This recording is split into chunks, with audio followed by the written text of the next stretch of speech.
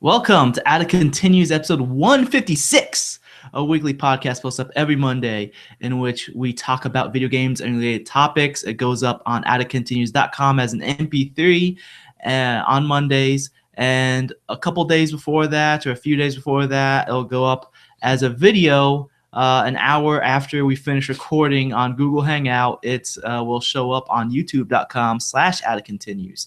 I am your host, Stafa, if this is the first time that you're watching or listening to this show. And I usually have different guest hosts with me each week. This week, I have the great Kali. We got Kevin. Hello.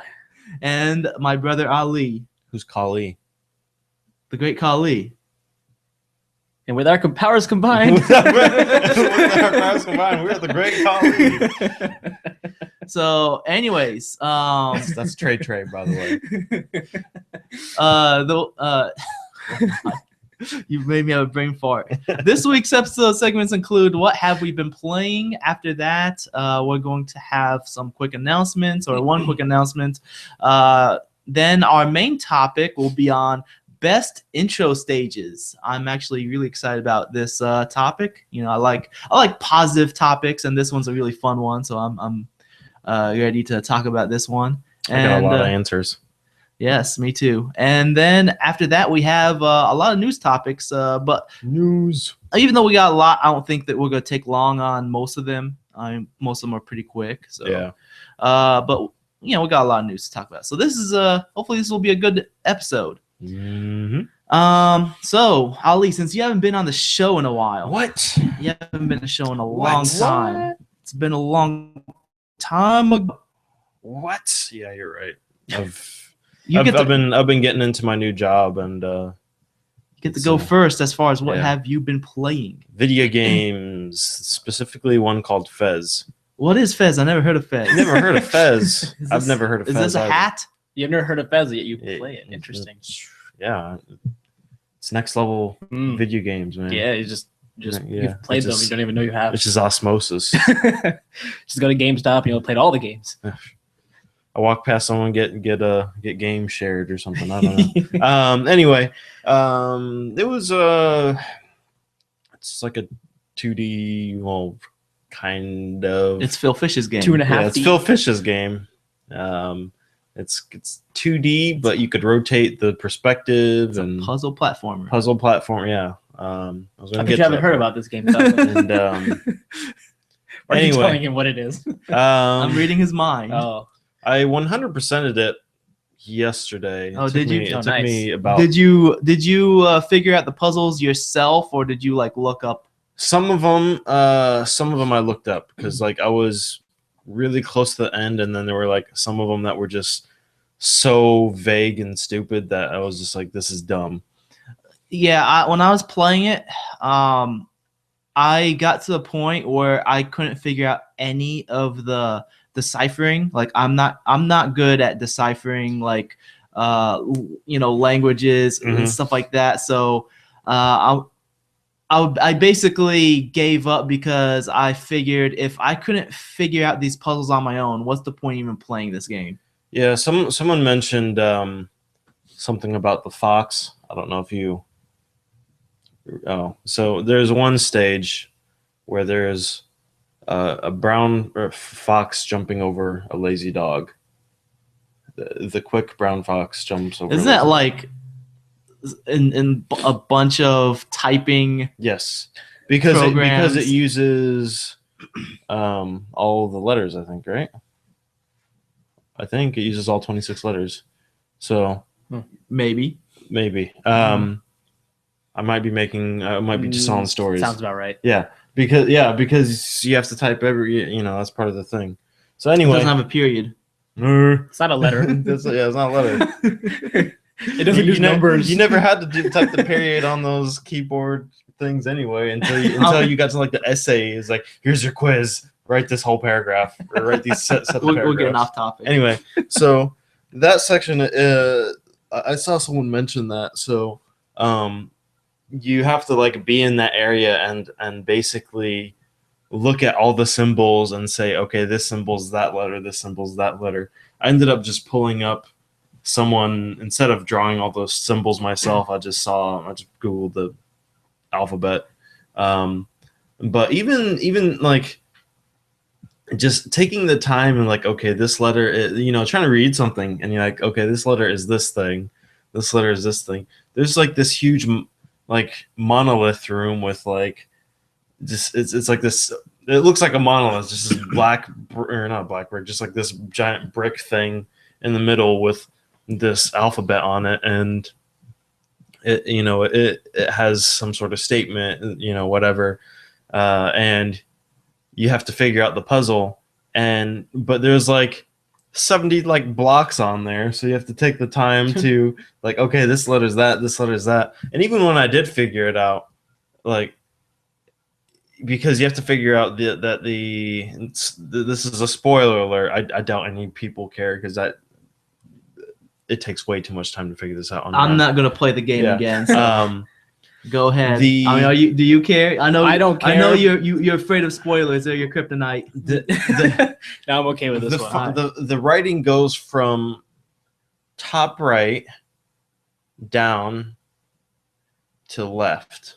So it's like you have columns of letters forming words. So let's say for the quick, it's like it had 3 symbols and then a space and then 4 symbols in one column, and then the next line was to the left of that. Yeah. So, I mean, this was just an absolute pain, but like, you end up doing all this stuff. But this room I was in, you have to answer a question basically, and it gives you some stupid, vague hints as well.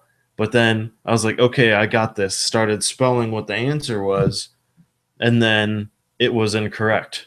I want to mention real quick, just in case people are lost, because there are people who know what Fez is, like seen video or screenshots, but never played it themselves. And the thing about Fez is, in the backgrounds of the levels, there are these symbols, and the symbols each mean an English letter, and you have to pretty much decrypt what this language is to figure out what you're doing. Well, there are 2 sets of symbols. There's the Totrimos, whatever they call them, like the Tetris symbols. Yeah. And then there are actual alphabet Well, symbols. I mean, like, basically what I'm trying to convey is that it's more than just a puzzle platform. Yeah, there's a whole like element of deciphering this language. There's a whole meta element. Yes. Which was interesting, because the term meta is part of the passphrase that you have to figure out. But I mean, like, I put it down and it was like, nope, it's wrong, because I wrote it from horizontally left to right. Apparently you have to like tilt your head and like tilt your head right to the right, and then have all the symbols the correct direction from the right side to the left side of the screen with your like head tilted. Basically, it's ridiculous. So I mean, some of those like puzzles just got really stupid, and some of the puzzles, like, they were also when you beat the game, you get New Game Plus, and that gives you first person view. Huh. Yep. And like there's like these little pillars in the regular mode that you go up to in your little and you can't see them unless you're in first person. No, the 4D cube is like, I wonder what this is for. And of course it does nothing until New Game Plus, and then New Game Plus you stand next to the pillar and then you like look around and then you see those Tetris symbols like on the ground or something, and then you have to like Staffel was saying about those, each symbol stands for something, but they stand for an input on your keyboard or controller or whatever. So like you have to input that, and then it's like, oh, here's your present or whatever. Yeah, you get the cubes, the anti-cubes from those puzzles. Oh, man. But like that game just hurt my head, because like something like the actual puzzles involving like turning and changing the perspective was easy. Mm-hmm. even though some of the platform. Yeah, there was some of those puzzles I was able to get, and I was like, yeah, this is awesome. But then once I got to those where it's like, what the heck? When it was like, How am I supposed to figure this out? Decipher this alphabet, and all this stuff, and it's just like a lot of it was just time consuming. Yeah, it's and I was looking up I was trying to find hints because there are like forums where people would give hints and not give the straight answer, just to like help each other out. Yeah. And like even with the hints, I'm like, I don't get this. And then I look up the answer. I'm like, how was I supposed to get that? Yeah. That doesn't make any sense to me. You know what Fez is? It's a game for Nathan Drake and Indiana Jones. Yeah, because Nathan Drake would like look at something like, it's obviously the Oonga Boonga tribe. Obviously. And then he'll turn a couple statues and then the puzzle will be solved. Yeah. And then they'll be in Tahiti the next scene. And then, whoa. No. Whoa. No. Whoa. All right, so what's your overall thoughts of Fez? Did you enjoy it? Did you hate it? I enjoyed the music a lot. Mm-hmm. Music is good. The music is very good. But the game I thought was pretty mediocre. Like they, you think something like there's going to be a cool story because the setting is actually pretty neat. Mm-hmm. Mhm. And there's like these different things they hint the at. guy the old guy in the beginning with the eye patch, is that supposed to be you? Or what's his name? Sanchez? Is that his name? The main character? Oh no, Gomez. Gomez. It's almost the same thing. That's right. That is racist. All right, so the old guy in the beginning with the eye patch, is that like Gomez from the future or something like that? I don't know. The thing that Phil Fish, I guess, wanted to do was keep things ambiguous, even to the point like the ending, like even the very secret ending was completely ambiguous, and it was dumb. I understand that a lot of people who have played this game really love it. That actually played through it. Yeah. The people who played through it really love this game, but how many of them actually can beat this game on their own? Like if they weren't able to, use the internet to like get the answers, like if this game came out in the 80s, with no internet. Probably not that many. I mean, like, because there were some really stupid things that stumped me, because I was like in the sewer area, which is completely green, which gave me that gave me really bad headaches, because you're staring at a green screen of really low pixel art, and like Green screen. Yeah, it was. And I was like trying to find the last key in the game, the last key for the last treasure chest, and not treasure chest, last door, and I was like, where in the world is it? And like the area in the sewers was like gray because I didn't like 100% that area. Mm-hmm. When you 100% it turns gold, and I was like, how do I figure this out? And then I eventually had to pull up a guide, and you just have to keep turning this like valve to make the water go down. I mean, I've made the water go down several times. I just didn't keep Does the turning valve get you any steam? it. No. And does it give you Half-Life 3? Certainly no. All right, so is that it on Fez? Yeah. So you kind of enjoyed it, but I'd give it like a 7. 7 out of 20. 7 out of 100. Womp womp. All right, K-Fed. K-Fed? Not sure where that came from. Kevin Federline. What? Okay. I still like Trey. I haven't called K-Trey before. Okay, Trey. Yeah. I was like, where's Trey at? And he was like, Stuff was like, who's Trey? All right, so what have you been playing? I have. Oh, so you narrowed it down to 1 this time. Yeah. Well, It was 2 earlier. Yeah, it was too early. yeah, it was. I mean, I can mention them. I've been playing a little bit of Evolved. Well, back when it was in beta or alpha. Alpha. Sorry, Big alpha. Big alpha. Big alpha. Big alpha. I don't even know what Big. that means. It means it's big. Big. It means it's 14 gigabytes big. Yep. It's no 60 gigabytes big. No Titanfall. Yeah, Titanfall. Titanfall was about the same size beta. It was about Was it? 14, Thought it 15. That was like like in one map 20. though, wasn't it? No, It was like two those maps. two or It was three two. maps. It was two 2 maps. maps. Two Still, maps. that's That's crazy. That's crazy, dog. Crazy. Well, it's because all the Anyway, go audio is uncompressed. They don't have to. They don't optimize No, the anything. textures Well, are- this Evolve Big Alpha was also like 2 maps, right? 2 or 3 maps. But Yeah. the game actually looks pretty good. Big Alpha. So yeah, Anyway. Evolve is actually kind of fun. I played with you. You You did. played with me. Yep. Yeah. It was. And then enjoyable. we sat in multiple lobbies together one Yeah. night for about half hour. Yeah, that I think I'm not sure. Maybe because the servers were supposed to go offline and then they extended it to Tuesday, and so maybe something happened. And I think there might have been like maybe there was some kind of glitch with the matchmaking. That's my only that's guess. very possible. But yeah, I mean, I enjoyed my time with it. It's so for those who don't know about Evolve, it's made by the same developers who made Big Left 4 Alpha? Dead. They made Big Alpha. Yes. Oh, they did make Big Alpha. Yes.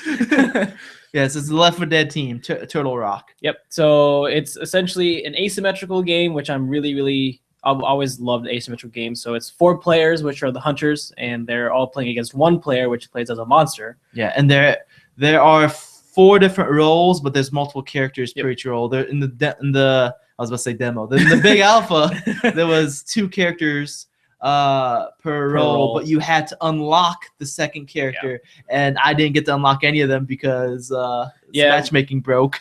Yeah, and we couldn't play until the only thing we played over the weekend. But yeah, so the one monster is really powerful. He's huge, and he can evolve, hence the name. And so All of them can evolve. The what? All of the monsters can evolve. Yeah. So they're actually going to be Well, you made it sound like only that one. The can evolve. monster player. That's what Yeah. the player who's yeah. playing the player. monster. Okay. Yeah. Okay. So like he evolves into 3 different levels. Yeah. And gets bigger each time. Yep. He's They a bigger, very, very big stronger, monster. and eventually what happens is once he gets to level 3, he has the ability to destroy the power relay, which is like the home base area of the hunters. So if he destroys that, then the players lose. But If there's all- also a time limit as well. Once he gets that ability to destroy it, the time limit it starts. was like 10 minutes or something. Yeah, to kill him. something. And So if- it didn't and show until like the last like 5 minutes. Then the counter showed and up. if the monster doesn't destroy it, then the hunters win. Oh, really? Yes. So if it's a level 3 monster Yes. And he doesn't destroy the power and he doesn't relay. destroy the power relay, okay. So, or if you kill the monster. So that's there's another no condition. timer otherwise.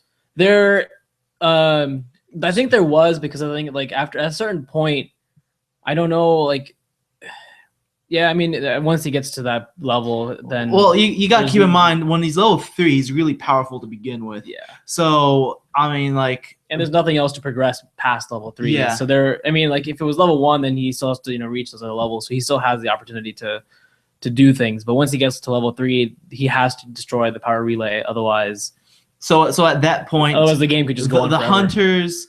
I mean, if they're any smart, they should go at the Yeah, as soon as he reaches level location. 3, like I've been trying to tell people that, but not everyone does. Like I was playing with a group of people a while ago, and like as soon as the power relay was available to be destroyed by the monster, I was like, get to the power relay right now.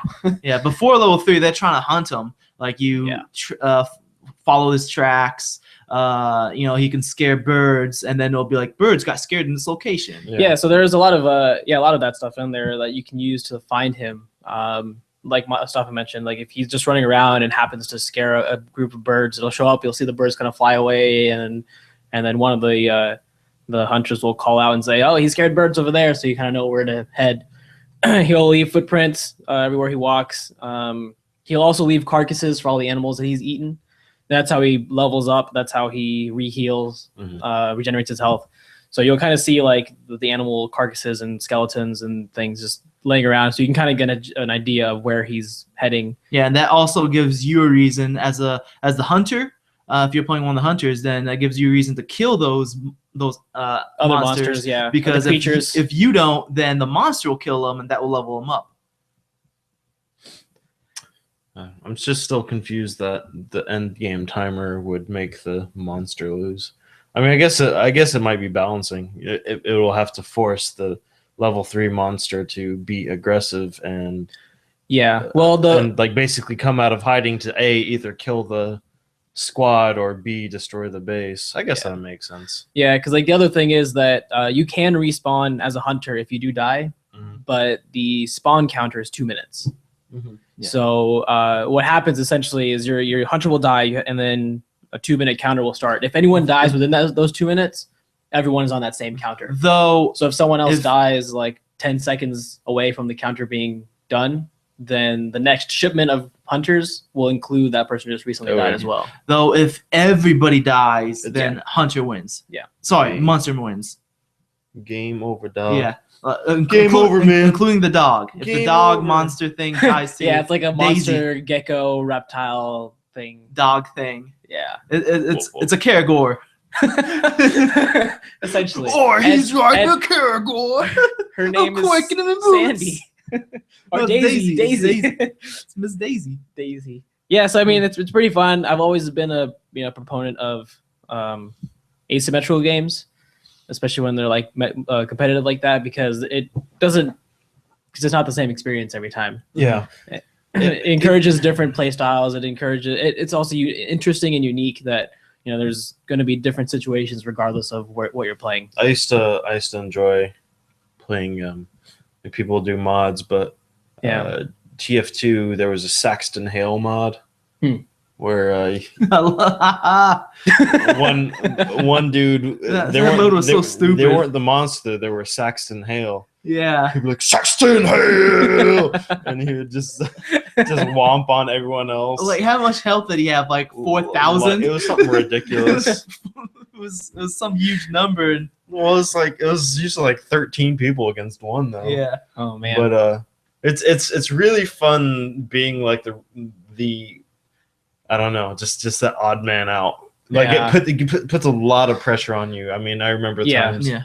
I personally thought it was pretty fun. I thought the classes were pretty cool. I only play as the trapper and the medic, and I thought that both of them were pretty fun. Yeah, so far I've played all of them except for the trapper. So the three I played, there's support, assault, medic, and trapper. Assault is heavy damage. He basically just has like an electric rifle that shoots out like this bolts of like electricity that can chain between creatures and the monster. Assault betrayed me. Pachoo, pachoo, pachoo. What? I got betrayed because the Assault set like in his comforting Russian accent. Oh yeah. That's hilarious. Nothing can break me. So he has this shield ability. And I was like, all right, we're safe. And then you like instantly died. I'm like, all right, we're screwed. Well, what happened? So he has a shield ability that he can like generate the shield around him that makes him, it's an impenetrable shield as long as it lasts. But as soon as the shield's gone, you're vulnerable again. So what happened was the monster was like wailing on me,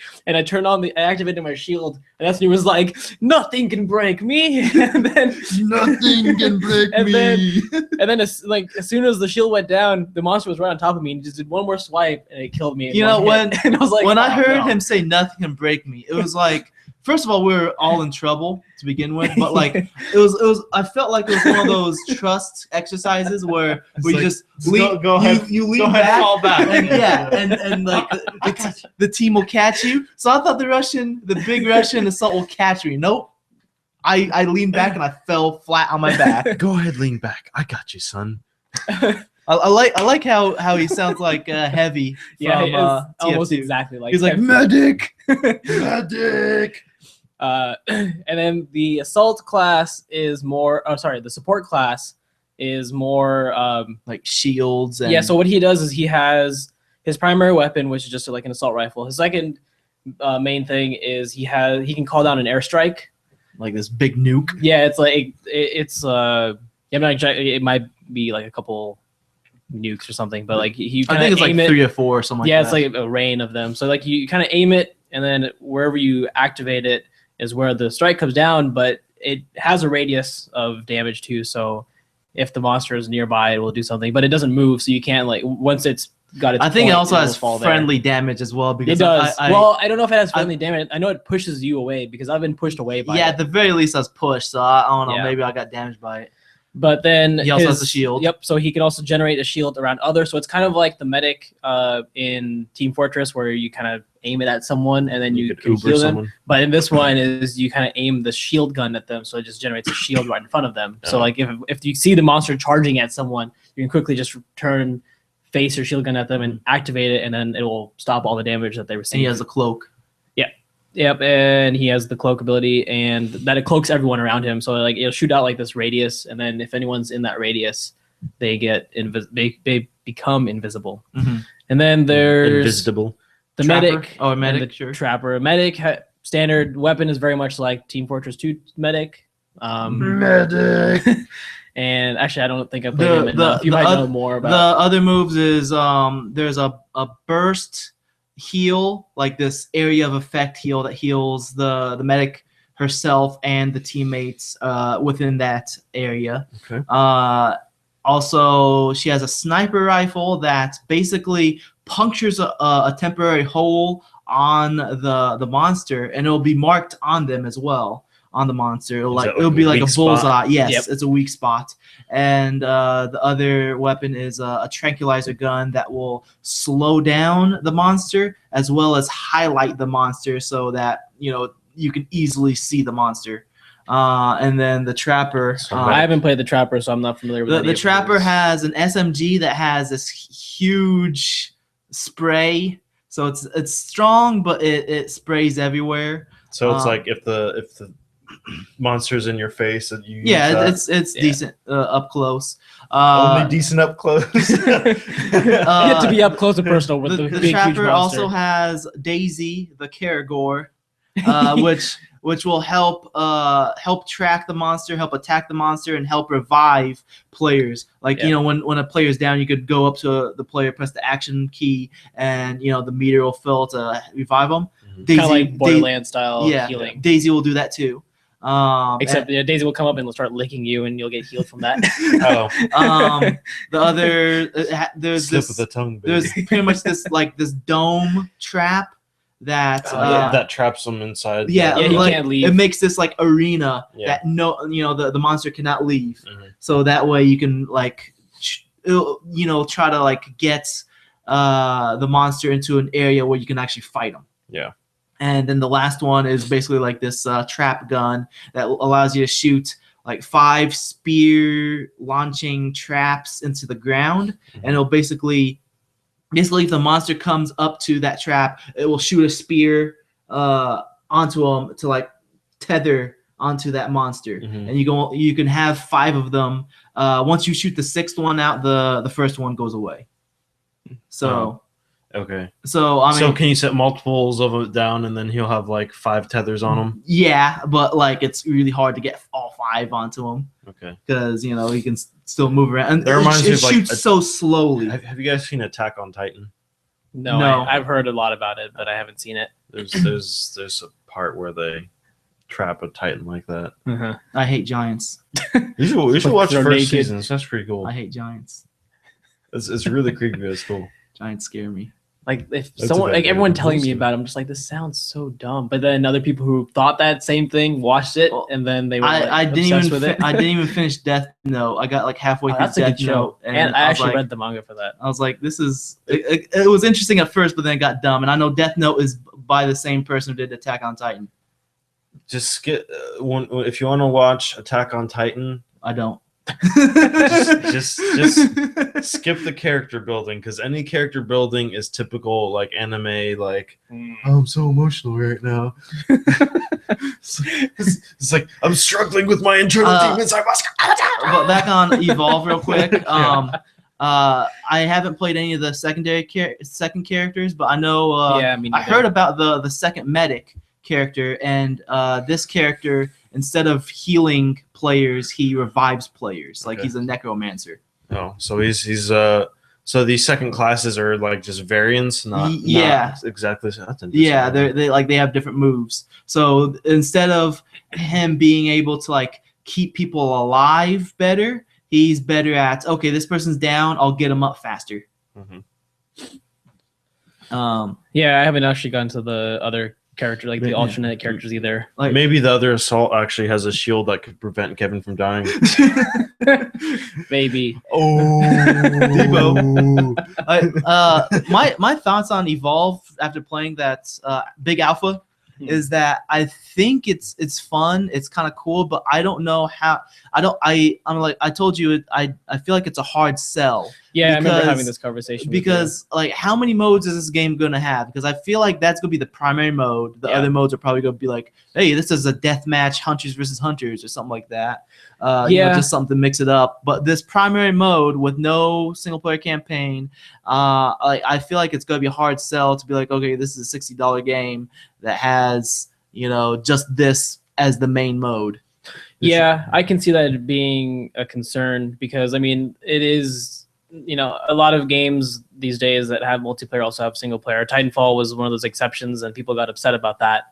So if they're planning on selling Evolve at full $60 and expect people to play just one mode, always online, I can agree It's not like, gonna that might happen. be a bit of an issue. But I don't think Counter-Strike even sold for full price. yeah, and I'm It hoping never did. I think it launched like Counter-Strike Source was like $40 when it came See, out. if they release this game for 40 maximum, I think that would be okay with that. Wasn't Counter-Strike Source free with Half-Life 2? I think I I don't can't remember. I think it was.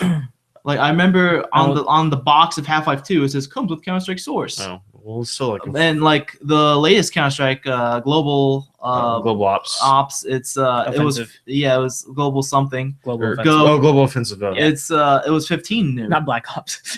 Yeah, it's $15 new. So Yeah. Well, Yeah. still. Yes, I mean, like if they release it $30-$40, I'd be okay with that price. I definitely want to get it. I enjoyed my time with it. I know initially I felt that the monster was overpowered. I know we both kind of felt that way, yeah, but I think it was just because bad teams. bad team. Everyone was kind of playing it for the very first time. They didn't know how to play Yeah. their role. You don't know your role, Yeah. son. Once it was just me and Kevin, we were able to take out the dude. Yeah, that part was awesome. Basically, Staffa, me, and then two random people were in a game. Yeah, the two. They all died, and then Staffa and I we basically carried the match. Yeah. Well, It was that- awesome. the Did your only back hurt the only for carrying the team? I'll A little give bit. I'll give I'm that still sore. assault, I'll give that assault a really small percentage of credit, only because he stayed alive long enough for us to respawn. Yeah, yeah, he did kind of. like he was hiding like a wimp while everyone else was fighting. To be fair, that's what I would have done too, or anyone should have done that. Like I was regardless, watching, because- I was the first one dead, and I was like, "What is this jabron doing?" Well, to be honest, anyone should do that because if you're the last one alive, you don't want to face the monster on your own. You're not. But then he charged at him at the end. Like after Yeah, the third player died, he charged him. It's like, what are you doing? Now is when you attack? No, this is the time where you actually hide. Today is opposite day. Yeah, Ugh. but I did enjoy it. They should well- do a King Kong mode. Have like vertical maps. Monster has to Oh, get to that'd the be kinda top and cool. destroy something. That'd be cool. I'm hoping. So yeah, that was another thing. I wanted to talk about the maps a little bit. From the trailers that they showed, I almost got a sense that the maps were going to be fairly huge. Like I'm thinking, not quite Battlefield, like large conquest map size, but something along those lines. But the maps were a lot smaller than I thought they were, which I can see. Thinking about it a little bit, it may have been for the better because one thing that you're going to have to do when you play the game a lot is learn to anticipate where the monster is going to go. Yeah. Because it's really hard. Like, if he's good at hiding and staying away from them, you'll never find him. Yeah. Because there was one game that we played where like the monster leveled up to level 3 in a matter of minutes. Like because none of us found him. None of us were able to do anything. And Eating you- his way to level And 3. you can't just follow the tracks only because the monster moves faster than you. He moves faster. So- He can jump a lot higher. He Yeah, can so, jump to so higher you have places. to Yeah. you have to like pretty much use the tracks and the birds and Daisy and try Yeah. to like estimate the the middle ground where to cut them off. Yeah. So, I mean, I can see why the maps aren't larger because then it might just be a little bit harder to track. Mhm. But I still kind of wish that there was a little bit more size to them. However, I will say that the level design, I am a huge fan of what they've done with the level design in those maps. Man, we got deboed in that one level with the Yeah, with, so- with the pond in the middle. Yeah. So, like, you can't really swim and attack at all. So if you're in the water, Oh, you're you're kind of just, like- screwed. Yeah. Yeah. So like if the Just monster, treading in water. if like, you and like if the monster and the hunters just like meet at the water areas, the monster's gonna monster's gonna win. Yeah, Because- and No. this one match, we got to the monster, and then the trapper threw the trap. So it was perfectly around this pond, and we weren't able to fight the monster because there's like this little outline around the pond where we're able to stand. And once you get inside the pond, it's like the pond's higher than you. Yeah. It's deeper than you. But It's the like, monster's so tall that he can kind of like wade through it and then just start attacking people. like I was like, this is a bad Not good. spot. Yeah. good, So at not that good. point, like the trapper shouldn't have done anything, and we should just run to a different area. Yeah, I mean, like if Nathan Drake was there, no. Whoa. But one thing I would like to see is probably the monsters leveling up a little bit slower. I'm sure they'll. Yeah, once, there still once, has to be a little bit of once it hits adjustment. once it hits beta, that's when they do the gameplay tuning. Alpha's Yeah. mostly just engine. One thing tuning. I'd Definitely. like to see is possibly different monsters. I think they had plans to do that. Yeah, I think they that'd- mentioned I think that. that'd be cool. I'm pretty sure they mentioned that they were gonna have more than one monster type. they will. And I'm sure like that will change up the game. Like what the like obviously it'll change its strength and how fast it levels up, or maybe even have different objectives, like you were saying, rather than just going for the power relay. Have something that's different, like different modes, or have it randomly generated or randomly picked every time. I still think like a King Kong mode would be like where you could, I don't know, just a mode where you have to climb up and like the hunters could get like grapple hooks or something like Well, that.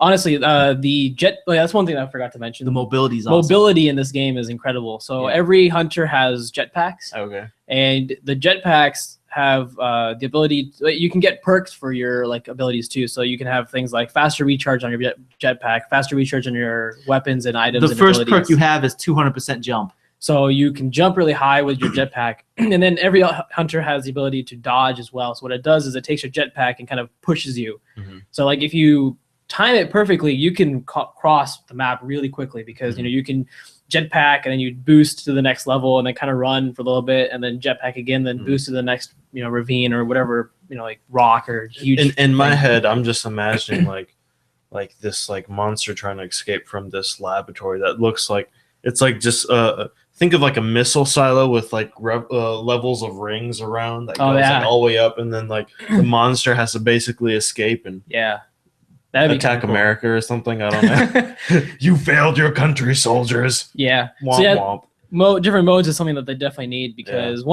because now everyone knows that the power relay is what you need to destroy as the monster. Yeah. So like every monster can now plan that and Mhm. just like they can level up as they get towards the power relay, and once they level up to 3 they can head straight to the relay and they know exactly what to do and where to go. Mhm. So like if what it should do is not tell you what the objective will be, or at least not tell you until a certain point, like when the monster figures out what to do, or just have different things that are random every time so that it's not the exact same experience. As a fan of Tribes, I'm really happy to see more games, more shooters With jets. adopt the jetpack Mobility or Yeah. extra mobility. Yeah. Because like just straight up, modern military shooter with like no mobility, it's kind of lame. It's like I think adding mobility to the player adds an extra element of strategy Mm-hmm. to what you're doing, how to attack, things like that, and it's just more fun. It's cool. Yeah. It's cool to feel fast because I'm fat in real life. Anyway, But so that's Evolve. Yes. I do highly recommend looking into it whenever they do their next alpha or beta. If they do it's another gonna be little beta. big alpha, huge alpha, Little big, ginormous alpha. little big beta. Little big.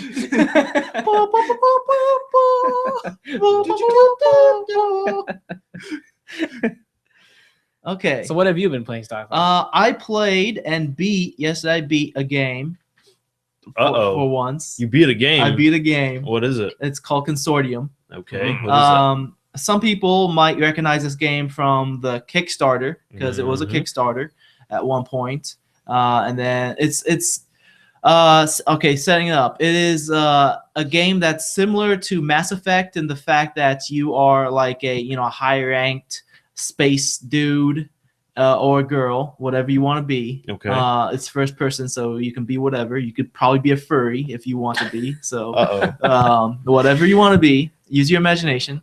And you have this crew on this ship. The ship, for some reason, looks like a 747.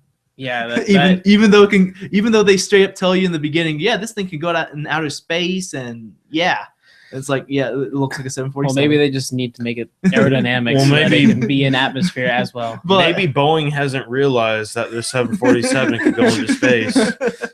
But I mean, it's very Mass Effect like in the fact that you have lots of conversations and you make choices with your conversations, and the choices can result to different things. And Ali is leaving because he doesn't want to hear about Consortium. So is it like Mass Effect in its conversation and like I guess choice making? Kind of. I mean, first of all, there's a timer, which is different from Mass Effect. It straight up has a number, counting down. So it's kind of like a Telltale. Yeah. Then kind of. In fact, the conversation, you can straight up walk away in the middle of a conversation. Like it's not like Mass Effect where it's the camera is fixed. It's more like you are facing somebody and you can still walk and turn and do whatever, and like as long as you're facing them, the options show up. And there's 4 options all the time, and the 4th option is usually say nothing. By default on the keyboard, the conversation options are F1, F2, F3, and F4, which I changed. That's Why weird. is that? I don't know. I changed it to Z, X, C, and V because it makes more sense. Made Alt F4, Alt F4, Alt F4, Alt F4. So if you walk away, you quit the game. also, this game is a trilogy. It straight up says in the description of the game in the Steam store that this is the first of a trilogy, which I don't like. That is one of the things I don't like about this game. One of the 2 things I don't like about this game, because you don't get the full story out of this game. I mean, it's a pretty cool story. It has a lot of without spoiling anything. It has a lot of fourth wall breaking things, and it takes itself seriously as it breaks the fourth wall, and that is a significant part of the story. I mean, that's not spoiling because they mention this in the Kickstarter video. Mm-hmm. They mention in the Kickstarter video, they say that you are playing as you. Yeah. So Kevin, you're Kevin. You're K-Tray. Ali, you're half of the great Kali. So with their powers combined, It's the better half, though. Oh, I'm I see burning how Kevin it is. today. So Trey catching on fire. So I'm not telling you anything that's spoiling the game because they straight up tell you that in the Kickstarter video that you're playing as yourself and you are transporting yourself to the future of this time. This whatever. But I mean, what they do with the fourth wall breaking stuff is kind of cool. I'm interested to see where it goes with it in the next 2 games. But I don't like the fact that it's split up into 3 games because at the end it feels like I only got 1/3 of a game because I didn't get any conclusion. I'm still kind of confused as to what's going on. In fact, they at one point in the game they mention another game that this company IGDI, the company that made the game, Okay. they mention another game that this company made In the game? yes Like as a like Check this out. no like one of the options, one of the conversation choices Mhm. was, oh, I know of this because of this game. Oh. Okay, I see the whole like fourth wall breaking. So like if they put so it like that. there's some Huh. I think this might be a sequel to their other game, which I have not played. I see. And their other game is an ARG.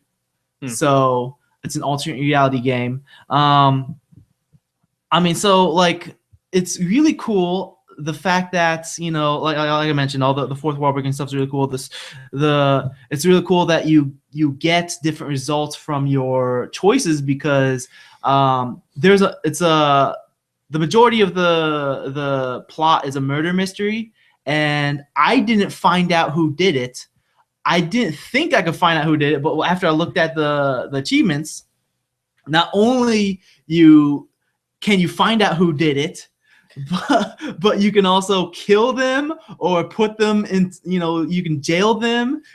So it doesn't keep those secret. It's in the achievements. So Like Why would they do that? but I don't know. But I like don't- I know on Xbox, I'm pretty sure they could have hidden achievements. I don't can't know they? if Steam has hidden achievements or not. I'm not sure. I think it does because It it does? would usually say like hidden achievement. Yeah, Okay. it says hidden Yeah. achievements. so. Yeah, it's not hidden. Because I had on to think Steam. about that. I was like, Xbox But- Live and PSN do it. but, And I was like, Yeah, I Steam just- does it too. I thought it was really cool that I'm like, wow, there's all these things that could have happened that totally didn't happen to me. That is another reason that I it's- hate looking at whenever like a Well, game. I looked at after I Well, I finished. know, I didn't look at but before or during. One thing that like IGN and used to do, or some of these like GameSpot, they used They'll to post post like it. the achievement list. It's Mhm. like, don't look at that because that's spoilers. Mhm. But I mean, yeah, it was it's Colonel Mustard with a candlestick on the Boeing 747. so I mean that part's cool, but I just don't like the fact that I feel like I got 1/3 of the game, because what if this studio is unable to make the sequel or the third game? Then you Yeah, bought like- 1/3 of a game. Yeah, exactly. How So much? I mean, it's like the whole Shenmue situation all over again, or Advent Horizon, which was not Advent Rising. yeah, Advent Rising. Advent Horizon's the movie. Advent Rising, really cool game on, but it was supposed to be, and Majesco went bankrupt after that game came out, so they Yeah. couldn't finish it. Yep. So that's why I don't like when studios do this, where it's like, oh, this is the part one of this trilogy. It's like, oh, no, I'd rather have like one complete What if- experience. What if Valve goes bankrupt That will never happen. and Half-Life 3 episode 1, 2, and 3 never come out? I'm pretty sure That will never happen. whenever Valve goes bankrupt, all three of us will probably be dead. I'm pretty sure that it'll be a while because Steam is holding them up pretty nicely. Yeah. So that like I mentioned, I don't know. that's one thing I don't like about this It's game. not like everyone's gonna be like, I'm just not gonna use Steam anymore. Uplay is bringing up some hefty competition.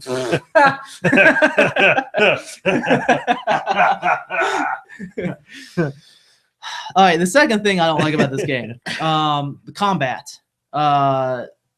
Basically, in this game, it takes place in the future, and you're basically like this super police officer. With a spaceship 747. So they are.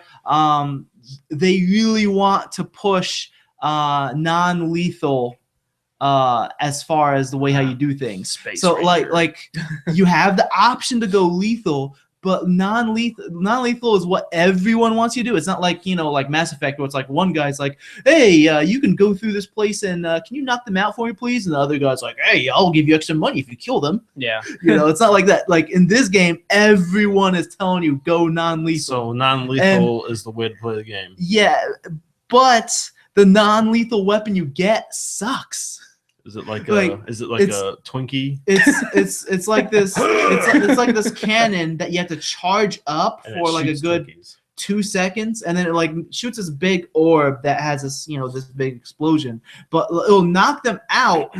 No, it'll knock them down, but then you have to go over them and press the action key E to incapacitate them, and then this little meter starts filling up. And you can do multiple people. Like you could do 3 people that are like all knocked down at once, and you could do E, and then like the meter will come up. You have like this stupid little ray coming out of your hand, and it will incapacitate them. But that takes forever, and it's very inconvenient. It's easier to just point at someone and shoot bullets. Like why did they make killing so much easier if that if non-lethal is what they really want us to do in the ship? That's And 2, why do they give me so many bullets in the ship? That's part of the plan. They want you to follow the dark side. They want Yeah. you because like it's so easy. It's all convenient. And then they'll kick you out of the tribe. Yeah. You It's are like- the weakest link. It's like you'd expect for this police I'm glad force. I had two game show or reality TV things and references in one statement.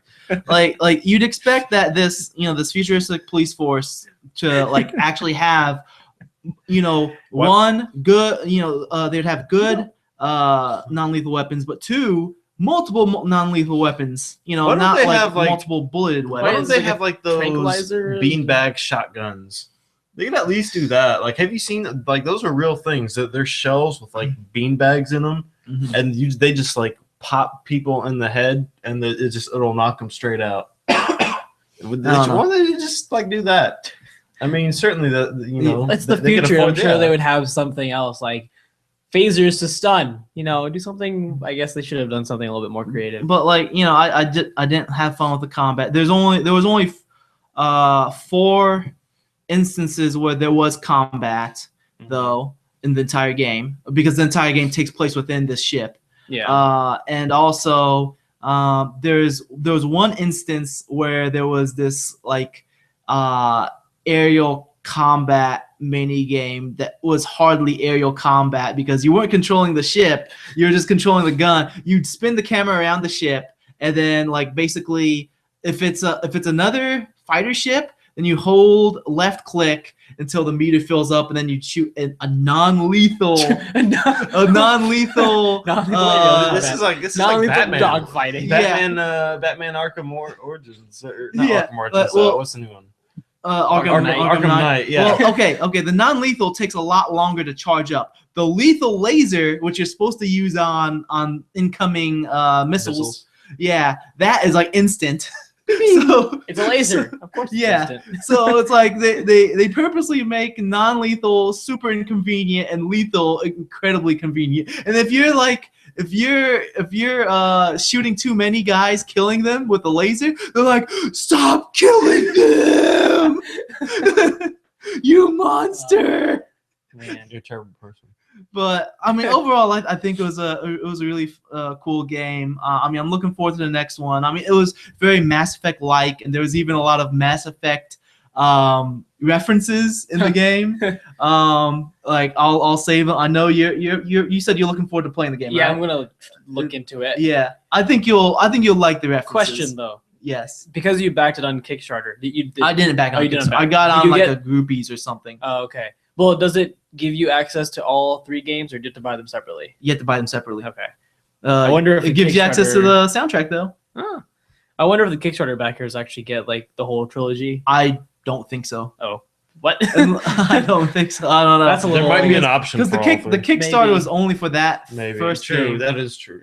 Yeah. But what was it called? Oh, like even the setup with your character is similar. I don't know. To me, it's similar to Mass Effect, because like in Mass Effect you play a Shepard. Mhm. In this you play Bishop. But like the whole crew themselves are chess pieces. Like the lowest level's pawn, and then you have Rook, and then your Bishop, and above you is Knight, above that is the Queen, and then the top is the King. Queen and King are not in your ship. The Knight is the So is is that the head like of the actually their rank, or is that like yes, their name? is their rank, and Okay. that is one thing that I really did not. Third thing I didn't like. Okay. Third thing I didn't like.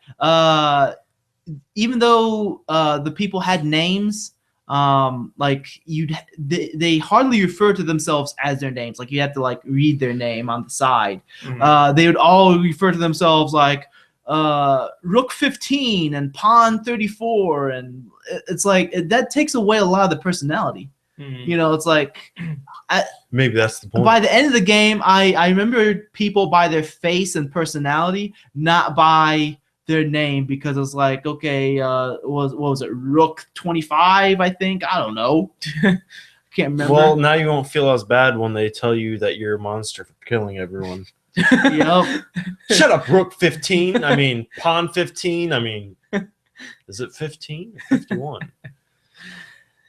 You're a terrible Yeah, person, it dude. was, but I mean, it was a cool game. If you're into Mass Effect, you know, you'll probably be into this. I mean, it wasn't like an amazing game, but it was definitely, you know, worth. Are you saying check it Mass out. Effect is an amazing game? 1 and 2 were. But it's Yes. So that's all At I least got. acknowledge that one was also. I want to move on I'm okay to with our that. main topic. Okay, yes, I'm Yes, excited. I'm excited. But first, let's talk about DreamHost really quick. DreamHost is a web service. They offer unlimited storage, unlimited bandwidth, user-friendly interface, and they're also optimized to use content managers such as WordPress and Content5 and many more features. All that just for $8.95 US. How much is it again? $8.95 US. Use the promo code out of continues. That's one word, no spaces. It'll waive the setup fee and get you a free.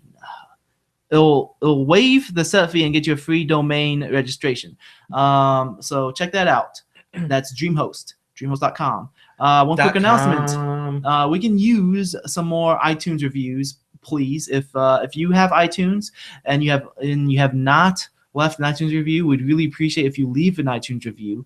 It would really help out the show. It's one of the single most helpful things you can do for the show. If you're unable to leave an iTunes review for whatever reason, such as you already left an iTunes review or you do not have access to iTunes for whatever reason, and you do want to help out the show, then share the podcast on Facebook, Twitter, Tumblr, or any other forms of social media. I'd really appreciate that. Cool. So our main topic, best intro stages. Now I wanna screen share real quick before we get into the topic. Where'd it go? It goes black. Because this is when I was looking up best intros of games, and this was it wasn't a stage, but it was just an intro of a game. The president has been kidnapped by ninjas. You are a bad enough dude to rescue the president. Now that is one of the best intros to games. Yep. Right there. But we'll talk about intro stages, and there's a couple reasons why I even came up with this topic idea. One reason was that I booted up a game, Insanity Afterfall, and from what I saw in the trailer, it looks like it's, I don't know, kind of like a wannabe Gears of War. And I was like, you know what? Maybe this has low reviews, but maybe it might, just give me some entertainment value of just shooting things. You sometimes just in that mood to just shoot, and that's it. Yeah. And I was in that mood, but then like the game was taking forever. Like I was a psychiatrist in this office, and it was like, look for something in your office, and I'm like, why am I walking around? Where's the shooting? What is happening? Stuff was going on. I'm half hour into this game, and I still haven't got a gun yet. I haven't even found an enemy. I'm just talking to people. Intro credits are still rolling by. This is dumb. So that was one reason. Stuff with a psychopath. That was one reason. The other reason was, well, I'll get to that other reason once I bring up that the game on my list. But okay, so who's gonna? I'll go first. Go first. So this intro level was, I was watching a video for, it was like game trailers, pretty much talk about all the Castlevania games up until the 3D one, Shadows of Mordor. So Castlevania 64 or Lords of Shadow? Lords of Shadow of Mordor. Because Castlevania 64. No, they went up to that one. They went up to that one. We should make a better distinction when you say 3D. So, anyways, so when they started talking about this specific game, I was like, that was an awesome intro level. I loved it. And I'm talking about Castlevania Symphony of the Night, the Bloodlines level. It was incorrectly labeled Bloodlines. It was supposed to be called Rondo of Blood because all right, let me. Did the translation team or localization team mess it up? Yeah. But Bloodlines is like the Genesis game. Yeah. And that's also the name of the song in Rondo of Blood. But anyway, so this level in Castlevania Symphony of the Night, the first intro level, it takes place before you get to play as Alucard. You're playing as Richter, who is the character from the previous game. Richter! Yeah, thank you. So you're playing as Richter from the previous game, and this is the final boss fight of the previous game, except it's a little dumbed down. It's a lot easier. Nowhere near as hard. In fact, you can't die.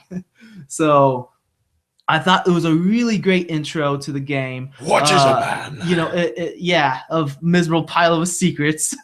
miserable pile of secrets. It was a really cool boss, a cool way to start off the game with a boss fight of the previous game. Yeah. And then even after that level, you start off with Alucard running through the forest with like the after shadow looking And really he's like fast. flying. He's just like Yeah, and then you jump into the castle. and the gates closing. Whoa, Yeah, and you're then like, I got this jump. and you start off with like all the best stuff. Well, not the very best stuff, but most of the really good items. And And you're just like, and these like zombie dudes, like, Yeah, and, and like- it's like blood like that blood curdling scream that they lay out. the wargs are exploding.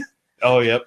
Like everything's so powerful that you have, and it's like it's showing you like in the very beginning of the game. This is what you can become. Yeah, this is how awesome you're going to be by the end of the game. And I thought that was just a really great intro level. It's a really good way to introduce players into the game and kind of fill them in on what happened in the previous game.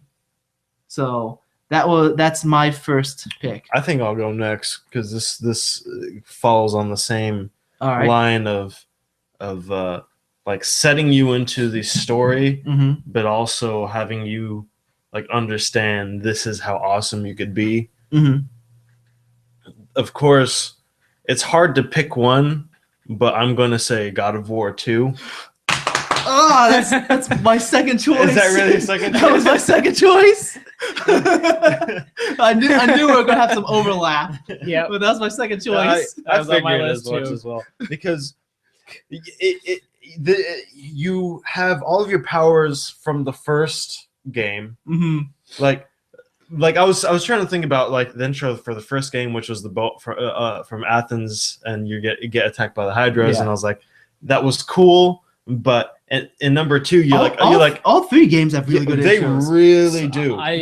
God of War 3 when you're fighting Poseidon, that whole Yeah. intro Oh sequence my was amazing. God. on Gaia's back. Yeah. Yeah, and like But like but two, I want to two choose is 2 because two- that was yeah. the end of the PS2 cycle, and Yes. like I've never seen anything like that. Like and the sense of scale that presented, because you start up, you get there, and then I think Athena casts that spell on you, and you get like really big.